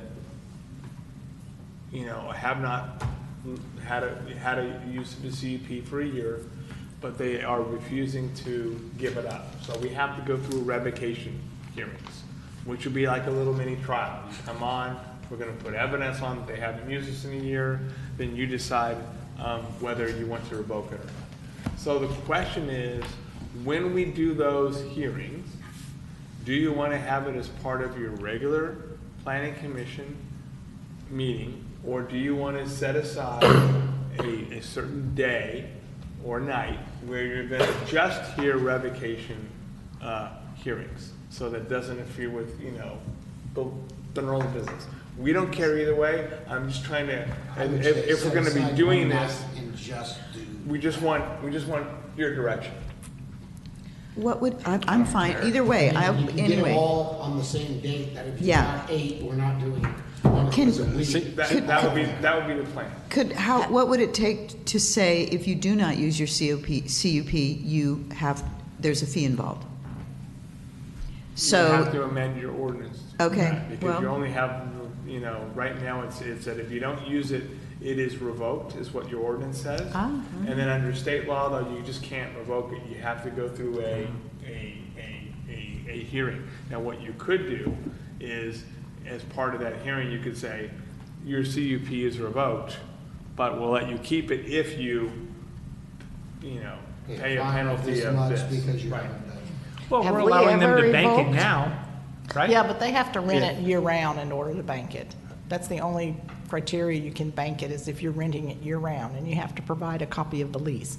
And if you saw in your report, we had 11 out of the 65 that confirmed that they were banking it. They were renting it year-round. Yeah, these are Which is people nice. that went out and got CUPs a long time ago. They've not used it. The ordinance says it's automatically revoked. So the ordinance says, but state law says, no, you just can't revoke something. You have to give them due process.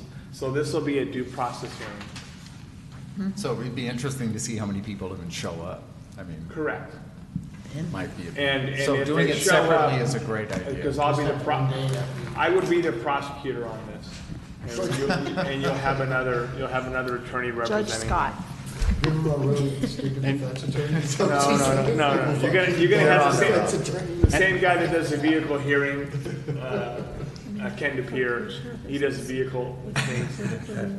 And He'll be your attorney. At the same time, can we look at having a minimum stay instead of just one, as it is now, as a condition? That is an amendment of the ordinance that you would need to do that. That's not in part of the enforcement. That's part of, again, the recommendation to council as to what you guys want to come up with. We could do that separately. But you could just say to somebody, we're going to go towards revocation, or you pay us a fee. You could just say that at a hearing. You say it's going to be revoked unless you. But unless you pay us. Have we ever revoked a CUP? a P equivalent to 30 days. Not in 10 years that I've been here. I think we scheduled one hearing, but they ended up not 30 days revoking. TOT. I mean, you can't just say. Well, that's what I'm saying, but something, but I'm just. Anything I'm else? saying that. I have 2 items. I mean, Just kind of another nuts and bolts thing. Our December meeting is currently on December 18th. Do you have any desire to want to change that date because of the holidays? Normally, if it falls in the closer to Christmas, we would shift it, or we would combine the November and December meeting. But if you don't have a problem with the 18th, then we'll stick with the 18th. We have to stick it on, we have to keep it on the 18th. Because we continued a hearing to Continue the hearing it. to the Okay, sorry, we're stuck with the 18th. Thank you, Scott. That was an academic question. So wait, what happened? Okay. Never mind, we already answered it. Never mind. The second question is the city council wants us to schedule some planning commission training. And so we're going to be looking at some dates maybe in January or February. So my question to you is, would you want to do that in a separate meeting, or would you want to try to do it at one of our regular planning commission meetings? And we're talking about maybe an hour or 2-hour planning 101 type of training. Separate meeting. I think so too, because I just like, Because if we had to And do I can 2 give you hours, this and then. if we had to do 2 hours some more, after it would this, be I'd like be being- kind of tired. Okay. I was going to ask something, and I think Mike's still sitting over there, right? Mm-hmm. Is there any way, I know this is kind of wacky, but sometimes I'm surprised when when you go to the city website, and I don't know whose deal this is, and you go on the calendar, you look at the city calendar and there's nothing on it. I just would think that it would be really good if we had just city council and planning commission meetings posted on that calendar, and I don't know who could be responsible for that or if it could be done.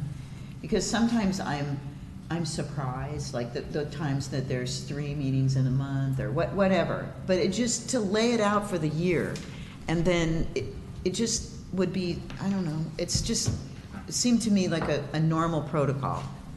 What do you think? I don't know, you don't have to answer that. I think that's an excellent idea. There's a couple other things that the city's actually currently looking in on how to better utilize the website. So I will definitely add that to the list, and that is a pretty easy thing. And maybe we can start it for the following calendar year. So from January, and then pre-populate all the stuff. I would be so thankful. Yeah, absolutely. Anything else? Well, as long as we're going to do some training, it'd probably be a real good idea that the commissioners have copies of our LCP and the 2020 vision and some of those guiding documents that, You should have a book That's next forthcoming year. that's got all that in it. what's that? You should have a book forthcoming that has all of that in it. Give you So a should copy of the everybody else. Title Has IX. everybody else seen it? Yeah, I think we all. We usually try to give copies of all that to the new commissioners, Bob, so I apologize we haven't got it to you yet. It's okay. Thanks, you guys. Yeah, 2020 vision. You better hurry. Yeah, right? It's over with. I know, you got a month left. Anything else? Good night, Tony. Happy Thanksgiving, everyone. Of course, I